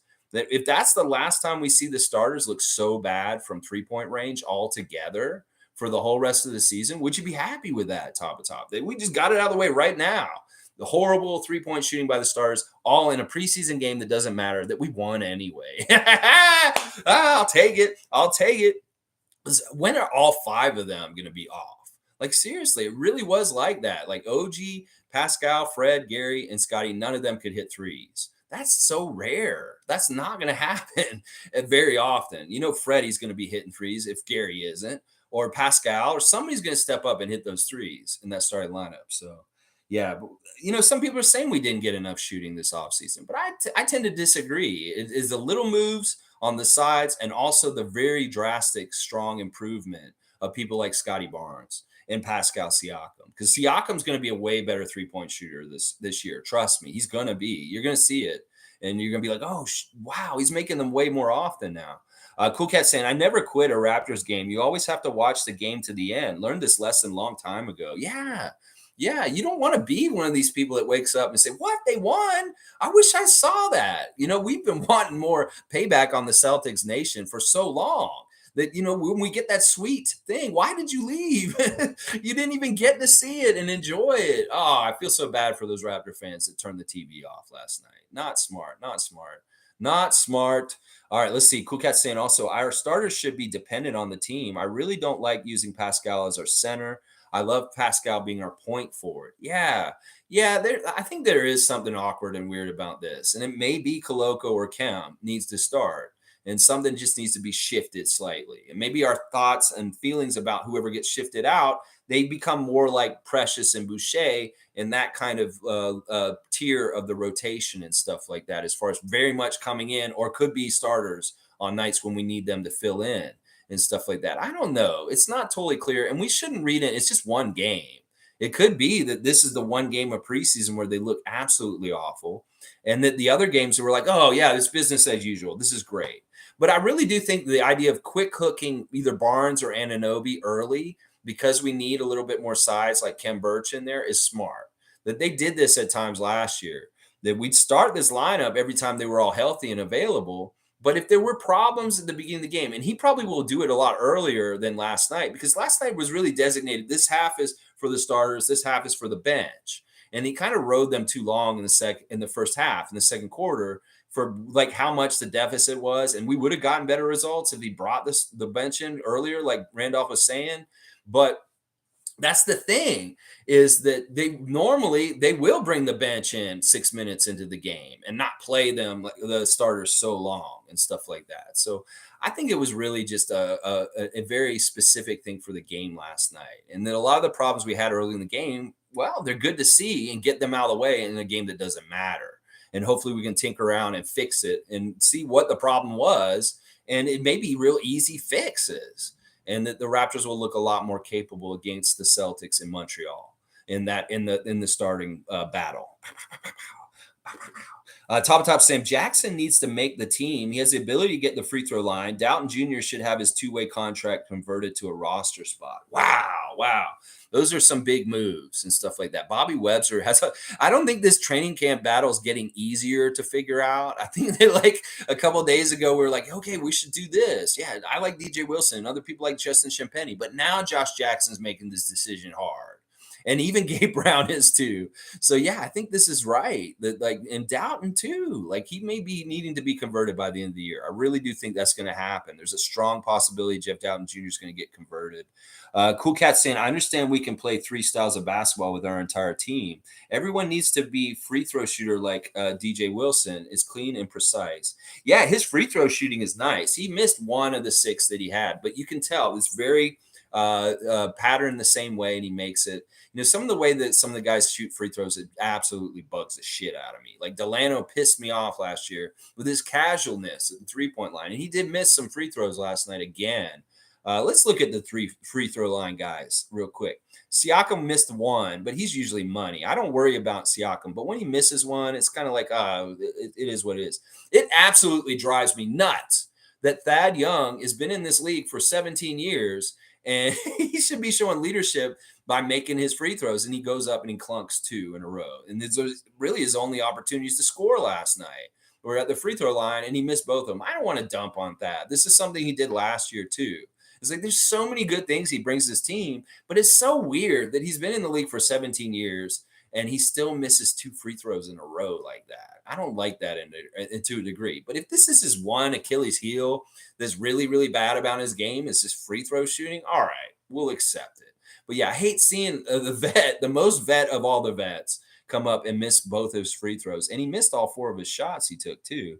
DJ had that 1 miss, and then Banton missed 1 free throw that he had. Dowtin missed both his free throws, and they looked really weird. And that was really I think that was exhaustion. He looked tired at that moment when he took those free throws because they were so short. And it was really, maybe he was really, really blown, just tired. And he said after the game on his Instagram, he said, I'm definitely going to be practicing my free throws after this. So he acknowledged missing those 2 free throws late in the game, like really, really, really badly. And he's going to double down and work on his free throws for sure in the time between these games and stuff like that. So Jeff Dowtin, I love that you acknowledged it and took personal responsibility for missing your free throws on Instagram for everybody to see and stuff like that. But yeah, I don't like seeing the missed free throws. And I love that Scotty came out and made both his free throws in the game, because he missed 4 free throws in the first preseason game, but he made sure he made both of them this time. Precious, he is a better free throw shooter going in this season. Last season, he was a really bad free throw shooter. He hit all 4 of his free throws yesterday. And I love that. I'm really paying attention to Precious and Dalano and Scotty as far as their free throw shooting and how often they're making them, because these guys are going to get free throws and they need to make them. And they're easy points and stuff like that. So, all right, let's see. I like what you said, Cool Cat, about the free throws. And this is something I like to check with them, because it is something that's ongoing. And we've had our struggles from game to game with making our free throws at times. Sometimes we don't miss any free throws. We're 95% of the free throw line. Sometimes we're 50% to 60% of free throw line. I hate that. Top saying Dowtin can get to spots in the paint that Fred can't and get to, and then get to the free throw line. He was also looking to make the right pass and take over when he needed to. He's a real point guard, and he really does do good stuff to get other guys involved and stuff. He did that last night. He ended up with 5 assists, in 14 minutes, 10 points. He missed both his 3-point attempts, which he's better 3-point shooter than that. 5 of 7 from the field overall, though. So everything he took within the 3-point line, he made. He just missed the 2 3-pointers that he shot on the outside. And those were interesting shots where he had guys around him. He's kind of spin around. He's going to do smart things to really get the right square up and make sure this shot went in. No room for error. He made those shots very purposely and very measured. Jeff Dowtin, those late shots around the basket, stuff like that. Let's see. Gabe is going to make the squad. He makes the most of the little time he gets.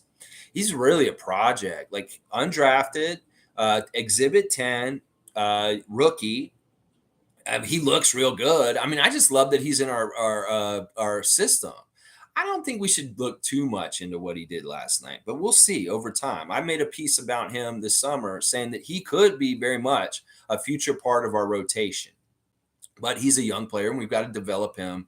And you know what? He's going to be fun to see on 905 level. I think he could be very interesting scorer on that team. He could very much be the leading scorer on the 905 this year. It's very, very interesting and intriguing to see what Gabe Brown's pass is going to be this year. Stuff like that. Top saying Juancho equals SVI part 2. Get him out of here. All right. I'm not going to say that yet because at least with Juancho, there's other things, even if his shot's not going, that he absolutely can help us. He's a good rebounder. He's got nice length and he can play a certain level of defense and stuff like that. Plus, I like his experience and his recent ball of inertia that he's coming off of from the summer as far as, Eurobasket win and being in hustle. He has like winning vibes around him. And he's just cool. And he's got a lot of cool things. You can even see the buddying between him and Scotty a little bit on the bench last night. It's cool to have Bo Cruz, movie star, on your team. So this is a different thing than SVI. I can't call him 2.0 because he offers so much more than SVI does than just shooting.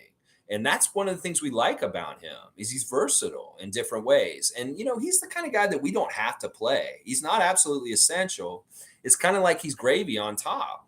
And in some ways, he could really help us and bail us out in different situations as the season goes on and stuff like that. So that's a little premature, top. We got to give Juancho a chance to get out there and prove himself and show that he is somebody we can count on because he hasn't shown either way. It's like there's not enough time to really get a body of work to judge as far as him being SVI part 2.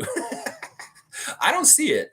Click saying JJackson is a player with all the intangibles to be great, but just needs the right fit and right team to develop him. He was drafted to a team with shit culture and no signs of success. This is so true. And you're talking about the Phoenix Suns franchise. It's weird. Like I was on Freddie's show, Freddie Rivas, Confederacy of Dunks. We're talking about the two teams that don't have G League affiliates. Well, the two teams that don't have G League affiliates are Portland and Phoenix, and they're both really toxic front offices from the last couple of years. They both had huge problems of scandals and people around the front office being gross. And I don't know if that has something to do also with just poor management that they don't have G League teams at this point. They're really doing their teams disservice. And the Suns, man, what a drop.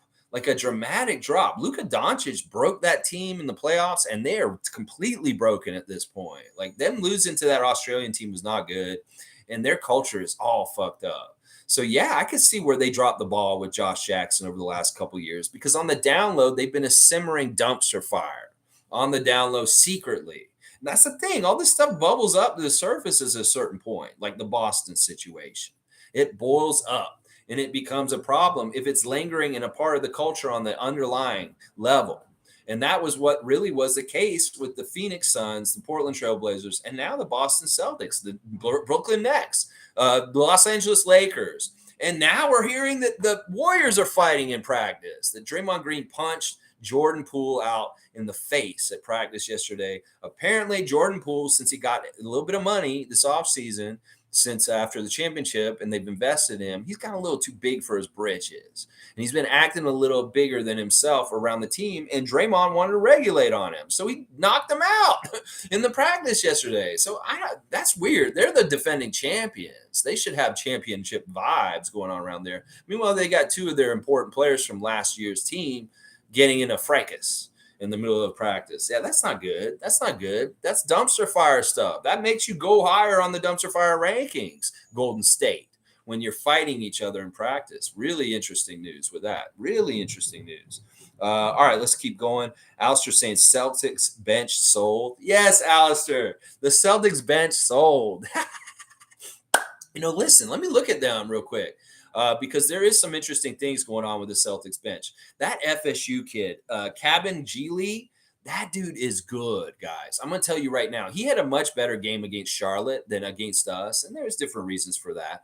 But he is somebody we're going to need to worry about. In fact, he may be the real backup for Robert Williams III that's coming up in their system. This dude is long, he's a center, and he does a lot of very interesting things. So I don't like this dude showing up on the Celtics all of a sudden and him being somebody because he is annoying. I was right about Malcolm Brogdon. He was 1 for 6 last night, only 4 points. He did have 9 assists, and he's really we don't worry about Brogdon here in Toronto. We kick his ass whenever we see him on the court. He's playing against us. We make him a loser is what we do. Grant Williams is always annoying. He's super annoying. Like, I don't like the way he carries himself. He has a little bit of that egotistical energy that comes from Ime Udoka. There's a certain swagger and a weirdness that's on that Celtics team the last couple of years that is unhealthy. And Grant Williams has a bit of it himself. I sense it. There's an arrogance to him that I understand. Some people celebrate him. Boston fans pump him up.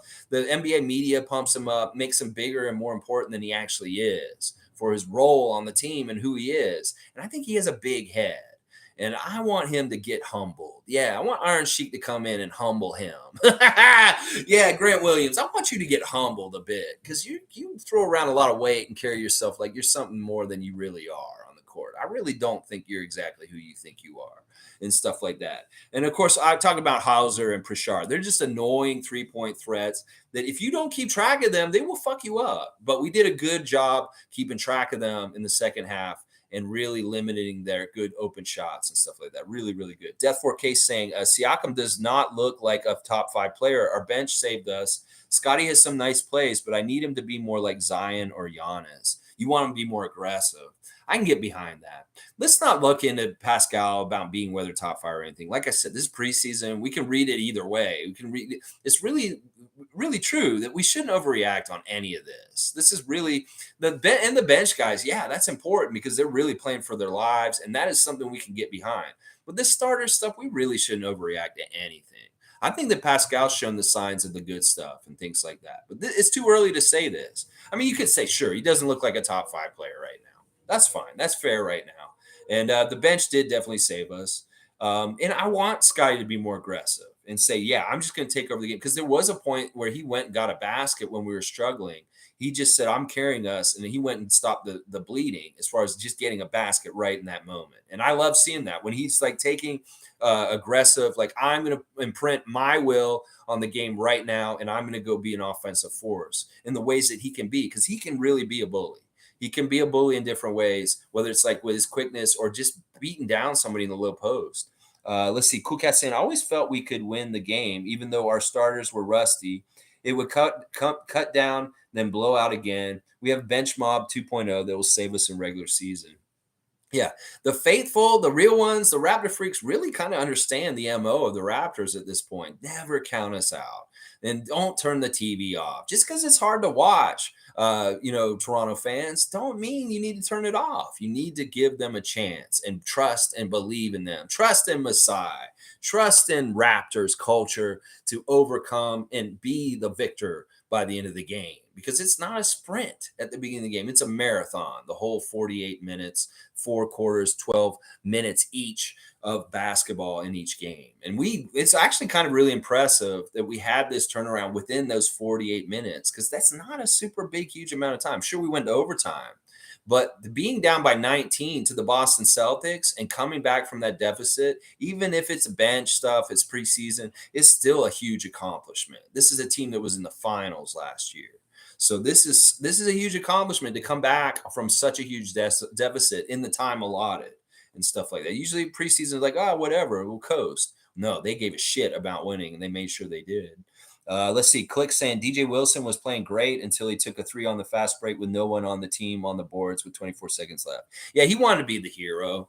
He wanted to be the hero, and I don't blame him. In some ways, I think that was the right shot. It's too bad it didn't go in, because if it had gone in, he would have been kind of like a hero in that way. He would have been more like Gabe Brown was in some ways. But you know what? He was solid, and we can't poo-poo what he did either, because it took all 5 of them. It took all 5 of them as a unit working together. Khem Birch just as much as the other 4 guys. DJ Wilson just as much as the other 4 guys too. So yeah, Cool Cat saying no need to panic about our starters. They're playing laid back and just trying out different ISO stuff. Preseason testing. That's what they're doing. Yeah, I think that's right. And we see it. It's really evidenced by Scotty's trying out new offensive things. Like, he's being more aggressive. They're actually calling plays for him. They're actually running the ball through him early just to see what he can do and stuff like that. So it's stuff like that that's pretty cool. All right, let me get back to the right place. All right, Alistair saying, I told y'all Boston was still good. Nothing changed, like I said. They're still good, but there's also limits to where they can go. I think that their leadership at the head coach is going to be very stark over the course of the year. We're going to see a difference in certain things because Udoka's not their coach at this point. That he was really a good charismatic coach that really had a vibe with the players. And that this dude, I don't have a lot of confidence in the Missoula guy. He looks a little like, so we're going to see it there and stuff like that. And also, I think that they got a lot of help last season to get to where they were. And they're a little overrated in some ways, Boston. They get overrated every year because people just want to believe so bad that they're going to be this year.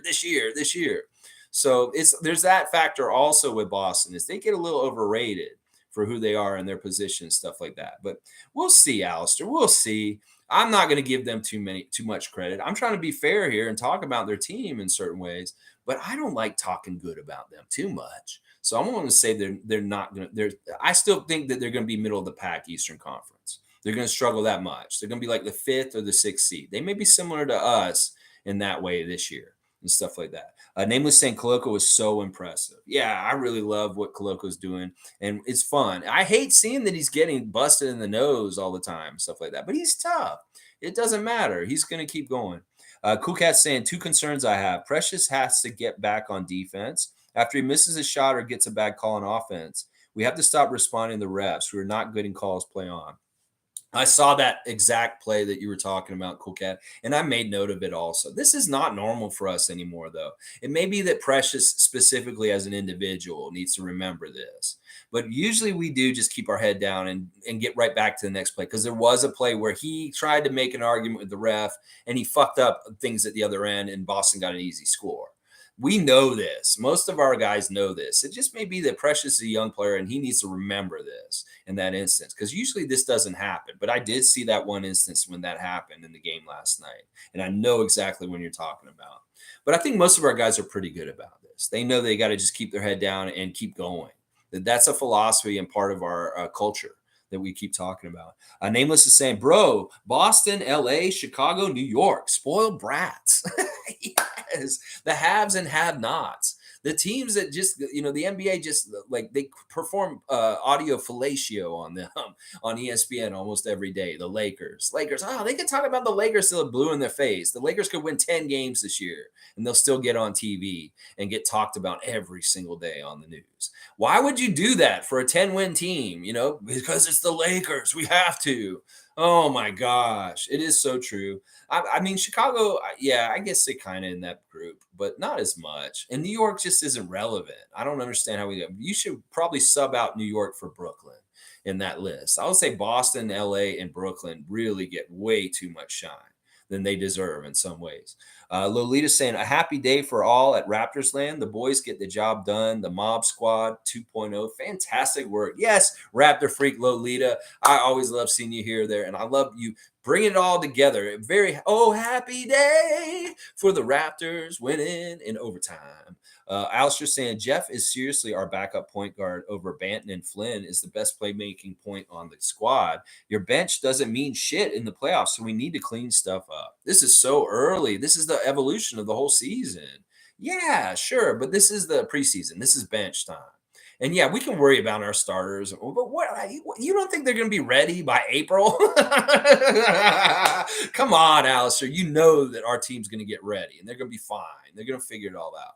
Now, the thing about the point guards, the backup point guards, is we have very different looks for our backup point guards. We have Malachi, who's kind of like a shooter, kind of like a gutsy, like defensive kind of small point guard. Then we got Dalano, who's totally a different kind of vibe. In fact, I think he's more, in some ways, Scotty's our backup point guard. But I don't know. I don't even know how to determine what our point guard situation is, where the tiers are. I think we just have different looks, whether it's Fred, whether it's the double barrel point forwards of Pascal and Scotty, whether it's Malachi, Dalano, and now Jeff Dowtin Jr. And Jeff Dowtin Jr.'s backup point guard look is very different than Malachi's and Delano's. So I like that versatility of different looks as far as like who we could bring in for different point guards for different situations. And it could very well be situational that we may see some nights Malachi's out there doing the backup point guard stuff. It could be Dalano one night, or there's all of a sudden, boom, Jeff Dowtin for a very specific reason that Nick Nurse is like, well, this is Jeff Dowtin's calling card doing this, and we need more of this. So we'll put him in. I like that. Plug in and play different looks for situational needs. And that having the variety of Banton, Flynn, and Dowtin Jr. is very good for our team and stuff like that. So let's see. Dowtin seems really, really smart. He's smart, he's measured, and he does things right. All right, cool boys in here. I'm going to figure this out. You probably don't remember me. We talked on Twitch. I thought Scotty Barnes was going to be the next Scottie Pippen. He looked more like Scott Howard from Teen Wolf before he turned into the Wolf. Cool boy. All right, I welcome all of Scotty's Twitch family in here. You're another branch, a cousin, a family to the Raptor Freak family here. And so, cool boy. I'm wondering, are you Flow Kid? I'm not sure. Or maybe you're a fan from another team. You're not one of Scotty's OG Twitch people, because I know all the OGs like Durrani, Guerrilla Marketing, JPZ, Flow Kid. These are all the regulars. They're always there with the Raptors Freak and Tom Duke and Cool Cat and people like that. And so I'm trying to figure it out, cool boy, what your handle is on Twitch. If you tell me what your handle is on Twitch, I will remember who you are if you're a regular, because I keep track of a lot of stuff up here, and I will remember that. Now, he did kind of look like Teen Wolf at times. I don't know. Scotty has looked a little gassed in different places in the preseason so far. And so this is all preseason. Let's stop overreacting and stuff like that. Now, if that's a dig, I don't think it's really a dig, because Teen Wolf's awesome. And he wins the game, doesn't he? He just has to change into the Wolf. So, yeah, he'll change into the Wolf by very soon. Watch. Scotty's going to be Teen Wolfing all over the league this year. Look out. Yeah, you'll see it, cool boy. But, yeah, let me know what your Twitch handle is so I can know exactly who I'm talking to. So I'll know where you are there. And I don't know if you're – I think they're – David's saying beat it, clown boy. David S., a real one. I love it. Marlon Toby's here, and he's saying, I'm going to say it. What a game. What a bench. Yes, Raptor Freak Marlon Toby. Always happy to see your name here. I know. What an entertaining game. It really was for the real ones that stuck with them through the gritty times. $4. Yeah, I don't even know what that's in reference to, Nameless, but I think it's hilarious too. Blackhawk saying, bring on the next game. These are all warm-ups. Yeah, and this next one's going to be fun. Houston's a young team, very exciting, energetic team. And when we play Houston, they kind of bring out the young vibes on our team. For our team is very young also. And then it becomes like a really fun, like youngster kind of battle. Bam, bam, bam. A lot of athleticism, maybe some dunks, some crazy like alley-oops, all kinds of crazy stuff. When Jalen Green's on the court with Scotty Barnes, those guys are best friends. And there may be a little bit of kind of like fun, back and forth between the two of them. I don't know how much the starters will play tomorrow. They may have to play a lot just to try and look better from the game last night. But it really may, like I said, be way more heavy with bench time tomorrow against Houston, in Houston and stuff like that. So it's going to be interesting. Nameless saying, I can't stand Marcus Smart. Diving all around the game. That's all he does. He's so overrated. I don't like that he was Defensive Player of the Year last year. I think you could have picked Robert Williams III as being Defensive Player of the Year, and I'd be much happier about it. I don't like that they celebrate his kind of defense. Yeah, sure. He's kind of annoying like Kyle Lowry is to other teams. Like the flopping is really annoying. He did draw a few calls just from flopping on Precious that one time in the lane and stuff like. I hate that. I hate that. But it's a very smart, savvy defender. But it's a cheap way to play. And like in some ways, it's kind of like he's kind of a clown. Like really, with his green hair and his falling all over the place, and he doesn't really score. Like if you look at his box score last night, his contributions to the team was 1 for 4, 3 points. He did have 5 assists and 2 steals and a block. So he's good defensively in those kind of ways, but I really don't think he was the defensive player of the year last year. In fact, I don't think he was the top 5 defensive player in the league, let alone the defensive player of the year. He's so overrated as a defensive player. He's a really good flopper. Okay, he's good at flopping. You're going to give him defensive awards for that? Fuck that. He's part of what the problem is with people flopping like that, because he did flop a few times last night, and he does annoy the shit out of me for doing that. I'm with you, Nameless. Lolita's saying Tampa was great experience on how the Raptors play. All 82 games were away games. Now it's the other way around. Even away game is a home game. Raptor fans will travel. Laugh out loud. Well, it's kind of like it was our, we're getting beat down. We have to play a whole season on the road, Tampa, and stuff like that. Well, you go through the fire, you get yourself like tempered and tested by the flames. You come out stronger and tougher. And that maybe we went through that agonizing, horrible time of being in Tampa, that we got a gift afterwards. A thing that says you guys have a special badge, like an NBA 2K23 player does. You are Road Warriors. And it doesn't matter where you play, you will have a home feeling because your team fans will be showing up in the building and cheering you on. You're so used to being on the road from a whole season of being on the road that it doesn't matter. That your home court advantage will still be there for when you're at home, but it doesn't matter where you play. In fact, there were times in the last couple of years where I've been like, they're a better road team than they play at home. They would have a hard time winning at home, but they go on the road and they win all the games on the road, and then they lose at home. There's been a couple of periods of time in the last 2 seasons where this has happened, where the Raptors absolutely can't win at home, but they can only win on the road. So there's something weird about that. And I think it's really cool, Lolita, that you brought this up, because it's true. We became tempered and tested to road warrior mentality because of the Tampa year. And it's carried over. It's actually been a very helpful thing. It's kind of like working out and getting so much stronger because you did it the hard way. They went the route that's the hard route and stuff like that. That's what the Raptors are all about. All right, let's see. Cool Boy saying Scotty looks exhausted from all that extra muscle.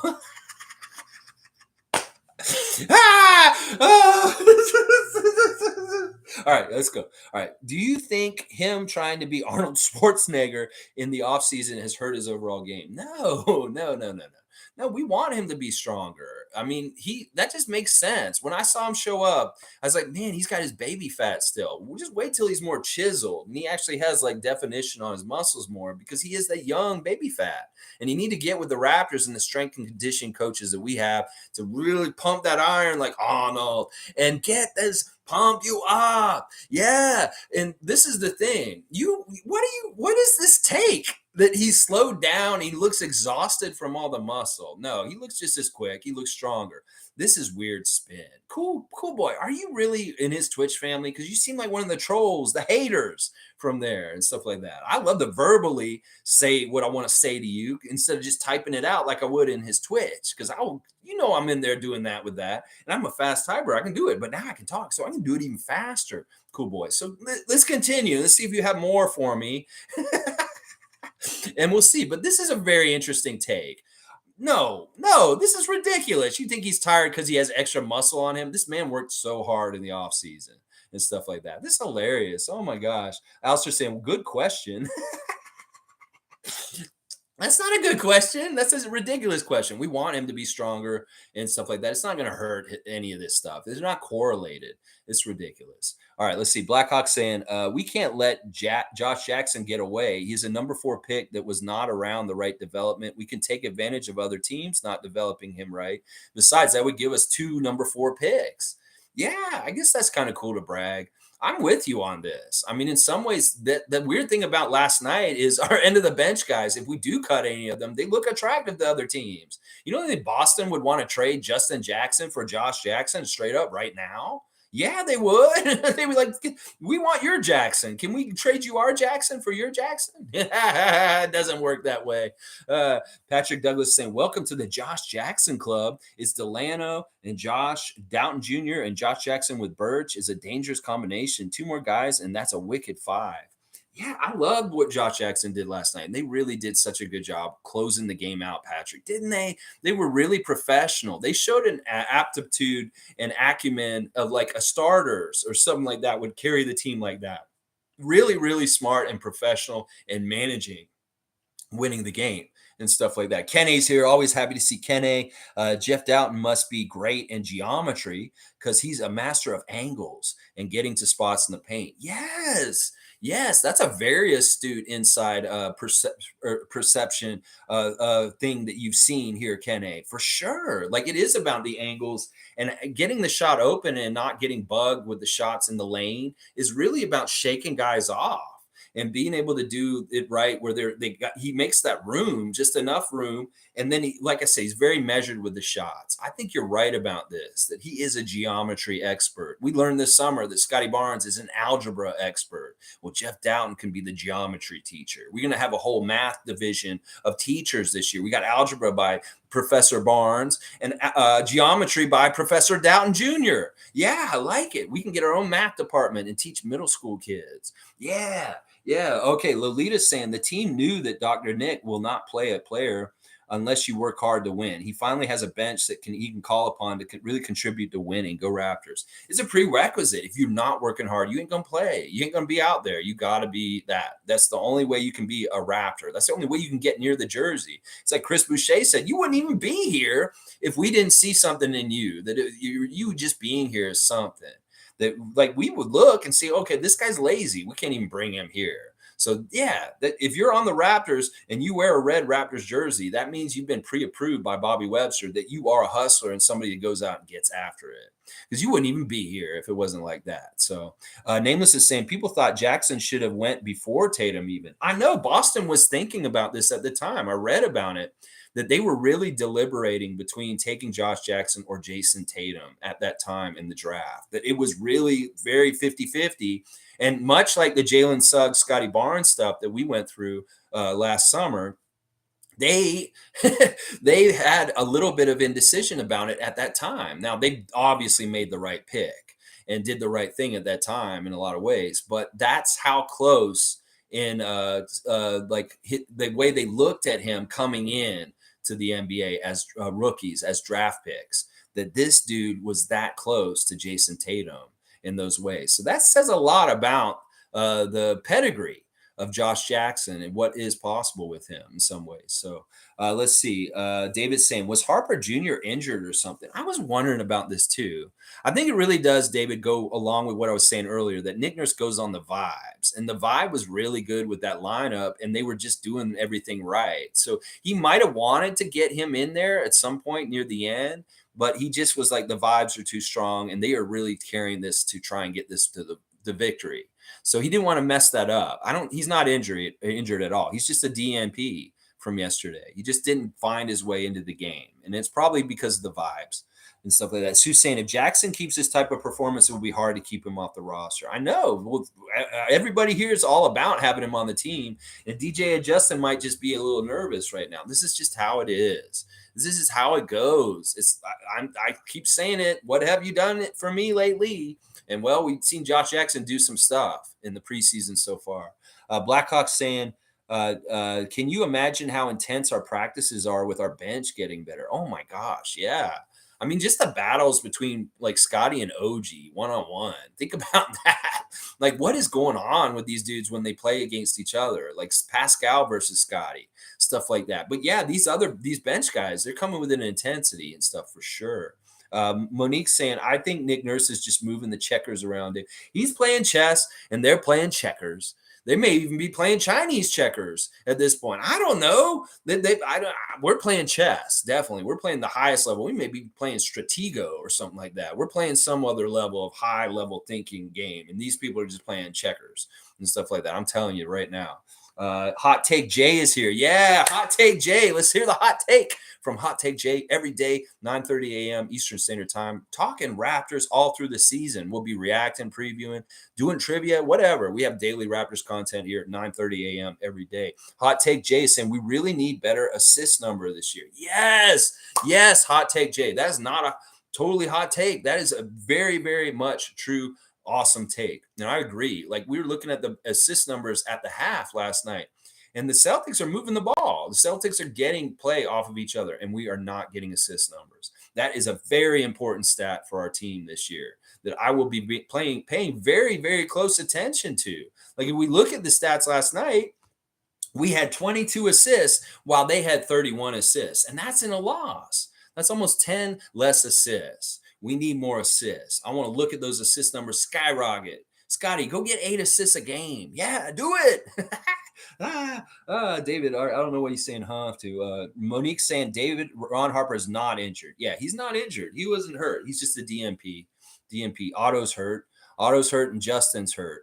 And Malachi had the little weird thing on his face. That was weird. It's just like a little strip of protection on his face. A little bit like a cyborg kind of weird thing. It's like he's on Star Trek or something. I don't know what was going on with Malachi with that thing on his face. But hey, whatever he needs to do to protect himself and stuff like that. David's saying, yeah, I knew that. It was just interesting that everyone else on the deep bench played. But I guess we know he is G League and likely won't get a minute in the regular season anyway. Well, we don't know. We don't know what's going to happen with Ron Harper, but it definitely is seeming like the two ways are kind of going in two different directions right now. That Jeff Dowtin is just grabbing that brass ring, and Ron Harper's an afterthought and stuff like that. I think it really was the vibe that he was probably intending to get him in there, but he was like, no, we got to go with these guys. We can't mess this up. So sorry, Ron, you're just not going to get in this game. And that happens. He's the very last guy at the end of the bench. Obviously, at this point, we can see it. And stuff like that. So let's see. Logical saying Champagnie shot 40% on volume in the G League. Listen, man, G League is great and stuff like that. He's got to be healthy. He's got to show up. Alistair saying Jackson, Jeff, Brown at all costs. That's who you want on the team, Alistair? I'm with you. Hot Take Jay saying need better plays on offense. Yes. A playbook. Trevor Gleason, get that flex offense going. Do something. Work off these guys. You have too much talent not to do this. It's weird when all of a sudden we get better shots because Koloko and Khem Birch come in the game and they're setting better screens. Where are the screens, Scotty? Where are the screens, OG? Where are the screens, Pascal? You guys start setting screens on the starting lineup, and this may actually change things. Scotty, you're a pretty good screen setter. You got some nice wide shoulders. Why can't you do a little bit of Khem at the top of the lane and help Gary and Fred get open is what I'm saying. Yeah. Blackhawk saying the Suns can partner with the new G League team in Mexico. That just makes sense. I mean, we were talking about it on Confederacy Dunks. They're close to Mexico. That team doesn't have an affiliate. Why aren't they using that relationship? Well, because Robert Sarver's gross, and he's too busy being gross to think about getting a G League team for the Suns. But that just seems like that just makes sense. That just makes sense. There's like proximity. It's all set up. Just make that connection and have that be your G League team. Phoenix, go for it. All right, Giovanni's here. We haven't seen Giovanni in a bit, and so happy to see Giovanni in the chat. I think the Raptors have to figure out a way to keep Josh Jackson, Justin Champagnie, and DJ Wilson, which means Malachi Flynn and Khem Birch have to somehow be moved out. No. No, Khem Birch is so valuable to this team. We are going to defend Khem Birch every single time somebody puts his name like he shouldn't be on this team. You guys are crazy. Khem Birch is so good. He's so good. You didn't see what he did last night? And then perfected play. He was perfect. 4 for 4 from the field. He got a bunch of offensive rebounds, and he hit 2 really big threes in clutch time. And Malachi they're just both made men. They're just on the team. We can't do this switch. There's a limitation to the amount of switching in and out of who's going to make this team and who isn't. Honestly, these guys do not deserve a spot over Khem Birch. Malachi, it could be debated, but not Khem Birch. I will say this every single time, Giovanni. Nameless is saying, why would you suggest Champagnie? He hasn't even played in a year. Nameless is saying. Well, he's a culture fit. He's a guy that has so much fun with the guys. He's best friends with some of the guys on the team.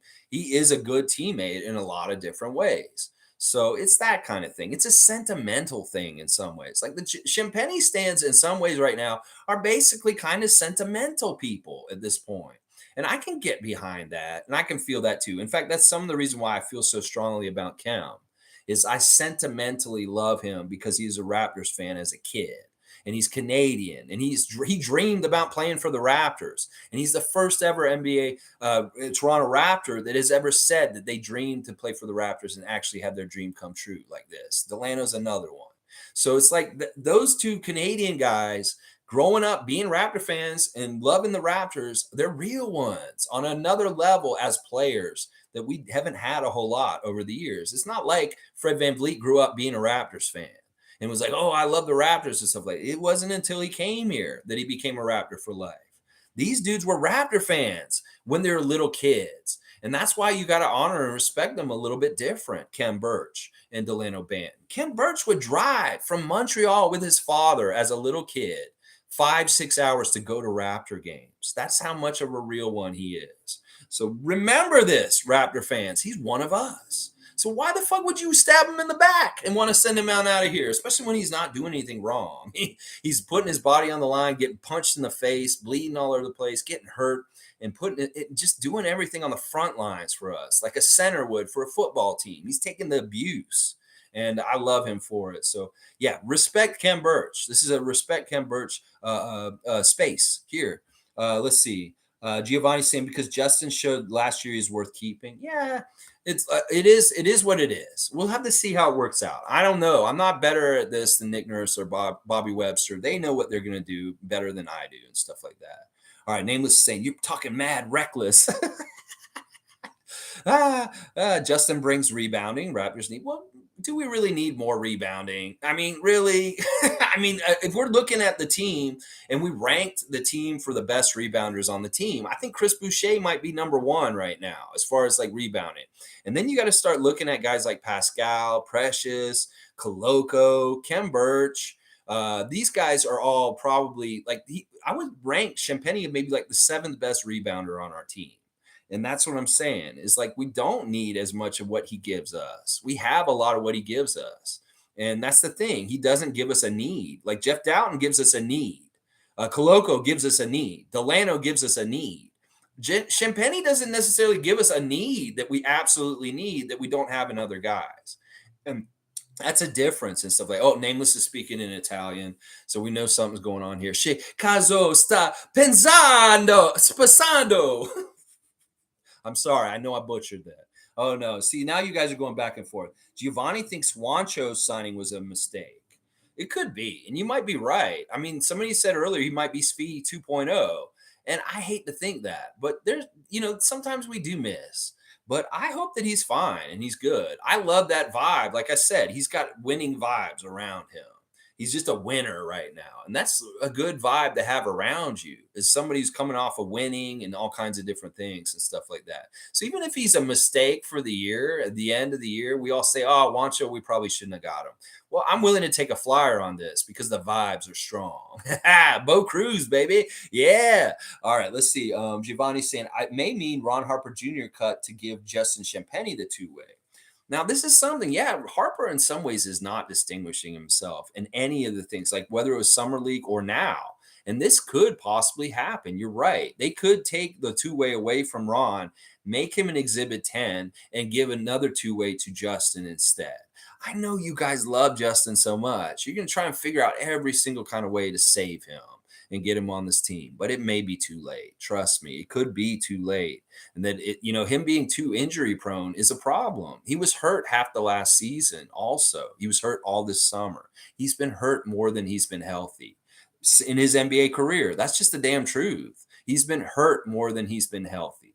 That is just the damn truth. All right, let's see. Blackhawk saying Juancho has a good agent for scoring the deal he got off us.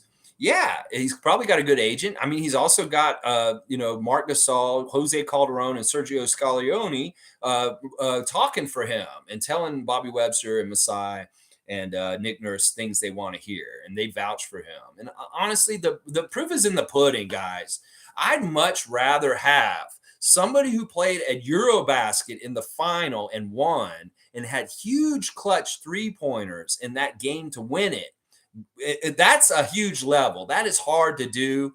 Than like G League stuff that Justin did last year. You've got to understand the differences in intensity and what we're talking about. This is Eurobasket. This is the team that was ranked 8th in the whole field. And they came up and snatched the championship on an off year when they're supposed to be rebuilding with young Hernan Gomez brothers instead of Gasol brothers. That is something y'all need to put respect on, because that is a whole other different level of talent and competition than the G League with the 905. Team Spain versus all the teams they had to play, France, Germany, Luka, Giannis, Jokic. So let's have some perspective here as far as what Juancho has accomplished recently and give it its respect, because it's real and it is very impressive. And just because it happened in another continent, we didn't see a whole lot of it, it is very much more impressive to me personally. Because all those stars, I said, that game is harder to score in. That game is harder to play in Europe, Giannis and Luka. They're saying that the NBA is easy compared to Euro. So give that respect to Juancho in that way, at least, please. Giovanni saying Bo Cruz career scoring is 4 points per game. He should not have gotten a guaranteed contract. Well, in some ways, Juancho is similar to JJackson. He has been bounced around from team to team and not really gotten his niche or his spot or the proper development in ways and roles and things to help him.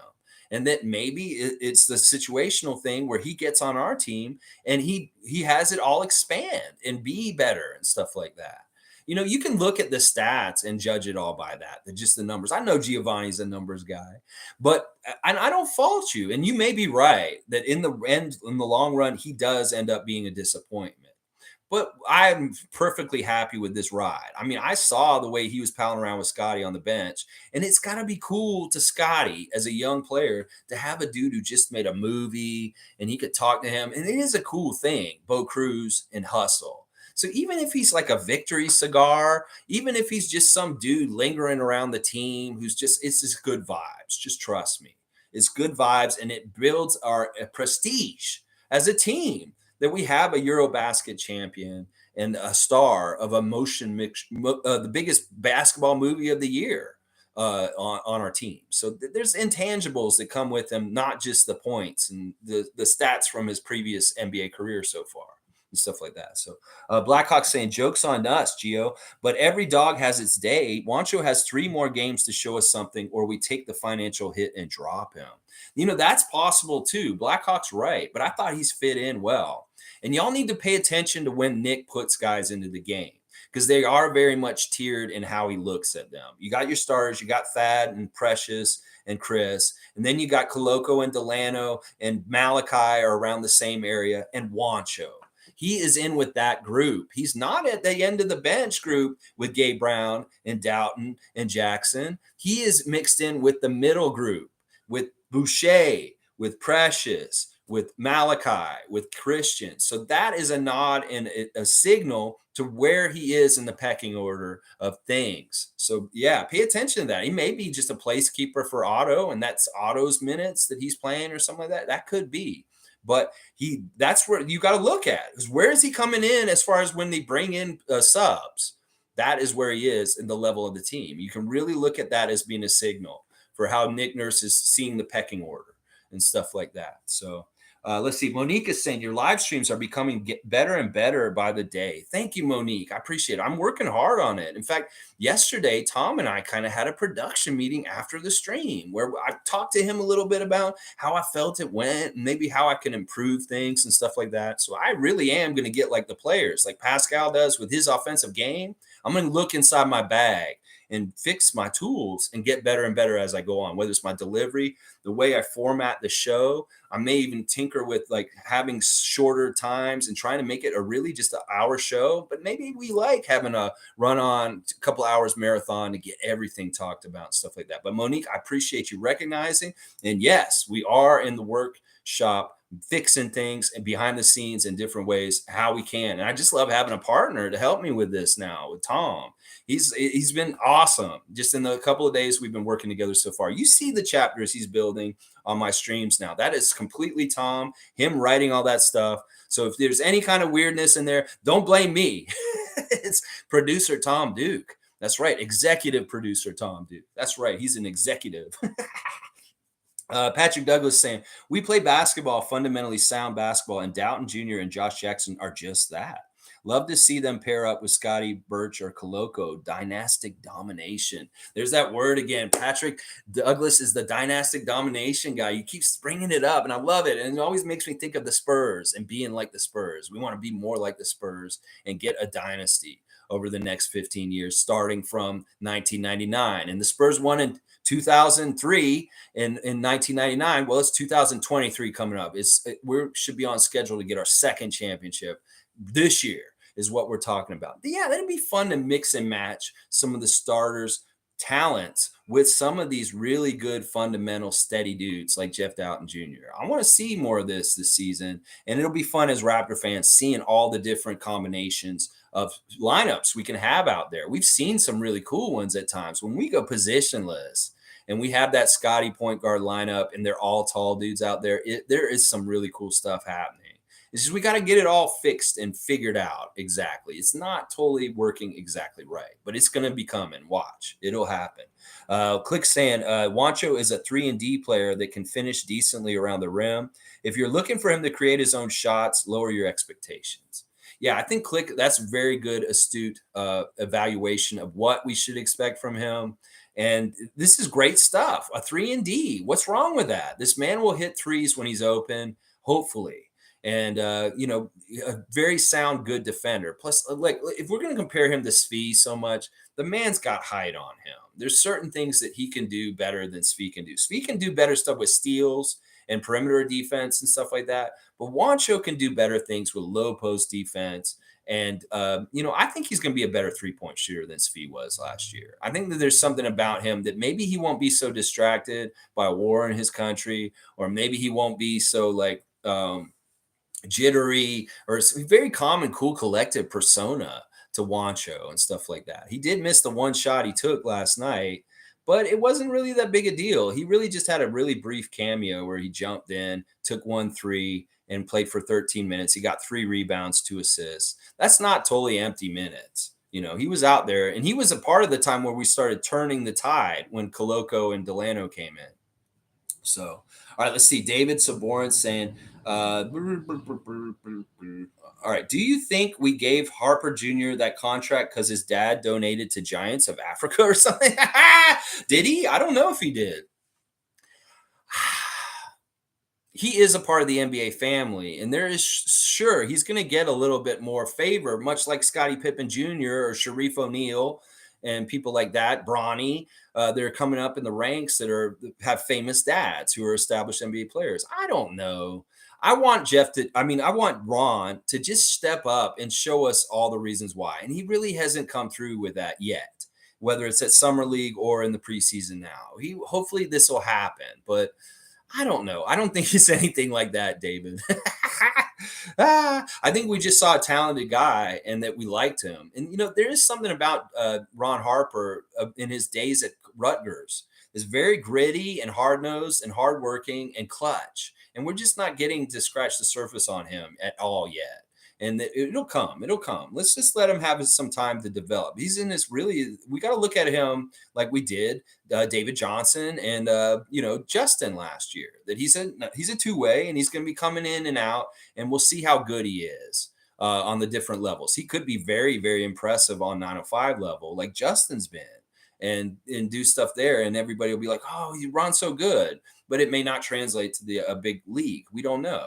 Evelyn saying, hi, David S. and the rest of the Raptor freaks. Hey, Evelyn. Always happy to see Granny Evelyn here with us. One of the best old school Raptor freaks. She's been with the team since the very beginning. I know Evelyn is a real one. She really loves the Raptors. And they're saying hello. David's saying hello back.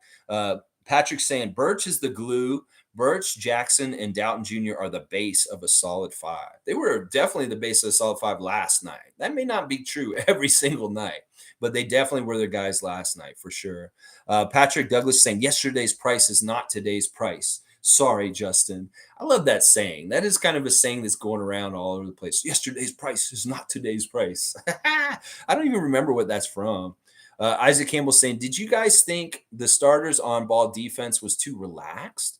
They forced a few turnovers in the paint, but seemed a little out of sync and pressuring the ball in half court set. Yeah, it's weird. Like we see Scotty hound people 94 feet on full court press, but then when they get in the half court defense, sometimes they lay off of. It feels like they collapse to the middle, the lane too easy, and they leave shooters open, and that's what burns us. Like I've seen Scotty in particular leave his a guy who's supposed to be guarding at the top of the key to come help kind of shadow and double in the lane. And then they pass the ball out to the guy at the top of the key and he bombs a three and he doesn't recover fast enough. This is all nitpicky little stuff that they can go over in practice and fix. It may be just adjustment stuff that's going on with the problems with the starting lineup right now. It just needs some adjustments and maybe just shake some of the rust off and stuff like that. But the half court defense has not looked as impressive as it should with that starting unit and who the personnel are.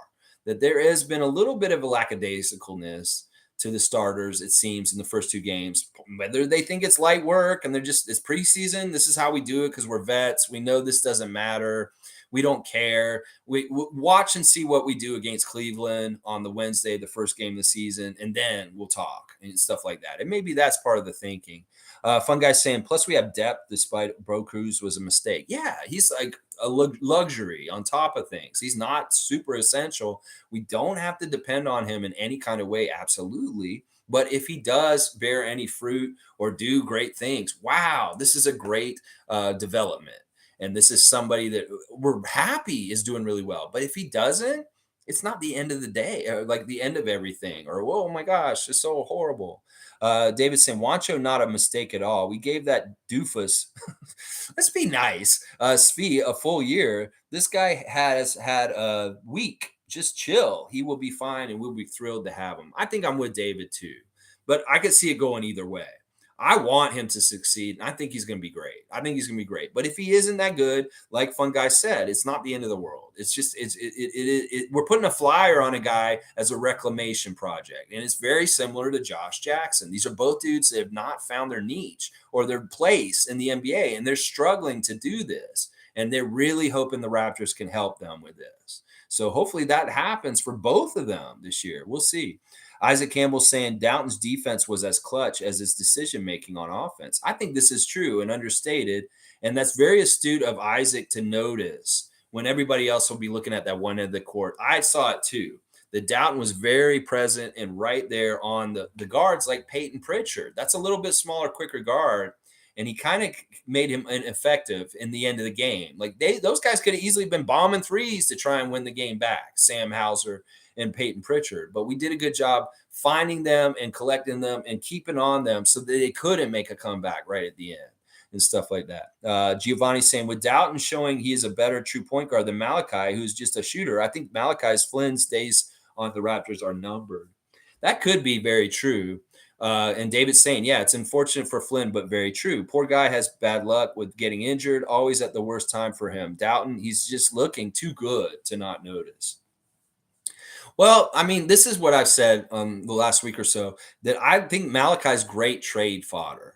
That if we are able to get him looking good in some ways, that he could be a very good trade piece for something or some point. He's the one guy on our team I don't mind trading because in some ways he doesn't fit with our team in certain ways and stuff like that. Now he's Fred's prodigy. He's kind of Fred's guy that he's like putting a lot of like into like Kyle did to him. So we have to kind of respect that relationship between Malachi Flynn and Fred VanVleet as far as like, this is something, it's a set and it's kind of a thing that they've been building already. And there's time accrued invested in it to build Malachi a certain way with Fred's expertise teaching him. So I don't know. I'm on the fence. We keep him. I'm fine with it. But if he gets traded this season, I won't be that upset either. So we'll have to see. He's the only guy that I'm like this with. The other guys on the team, I get upset if they matter. I don't want to talk about trading Khem. I don't want to talk about trading Chris. I don't want to talk about trading Gary, OG, any of these other guys. But I'll talk a little bit about trading Malachi because I could see where this could be very beneficial, not only just for us, but for Malachi, that he could go on another team and he may just like kaboom, all of a sudden he's a badass and stuff like that. It could be that he's just not a good fit for our team. And it really is timing with Vision 6'9" and stuff like that. Giovanni's saying, Bo Cruz perimeter game may be better than DJ Wilson, but DJ Wilson is better on defense and rebounding and protecting the rim. I wouldn't have said that at the beginning of the summer in some ways because DJ Wilson's not known as a very good defender, but he's really worked hard this off season, summer league, and these preseason games. He's looked very good defensively. So he's kind of taken a weakness, is kind of a slack on him over the last few years. And he's not showing that weakness showing right now. And that's really important for him to make the Raptors. I don't know. They're similar players, Bo Cruz and DJ Wilson and stuff like that. Maybe that we don't need both of them. And this may be part of the factoring in with DJ Wilson as far as him not making the team, is that we've got Juancho, and there are a little bit of similarities between the two of them in some ways. Stuff like that. David's saying maybe, but there is a 0% chance DJ is on the Raps this year. Wait and see. See, David doesn't think DJ is going to make it. See, I'm not sure at this point. I've been a big DJ supporter and saying it, but right now I a little bit am on the Josh Jackson tip as far as if I have to pick between those three guys, today's who I'm picking is picking him. And stuff like that. David's saying we gave him that contract out of good faith because of what he did for us last season. He earned it, then got injured at the end of the season on a 10-day.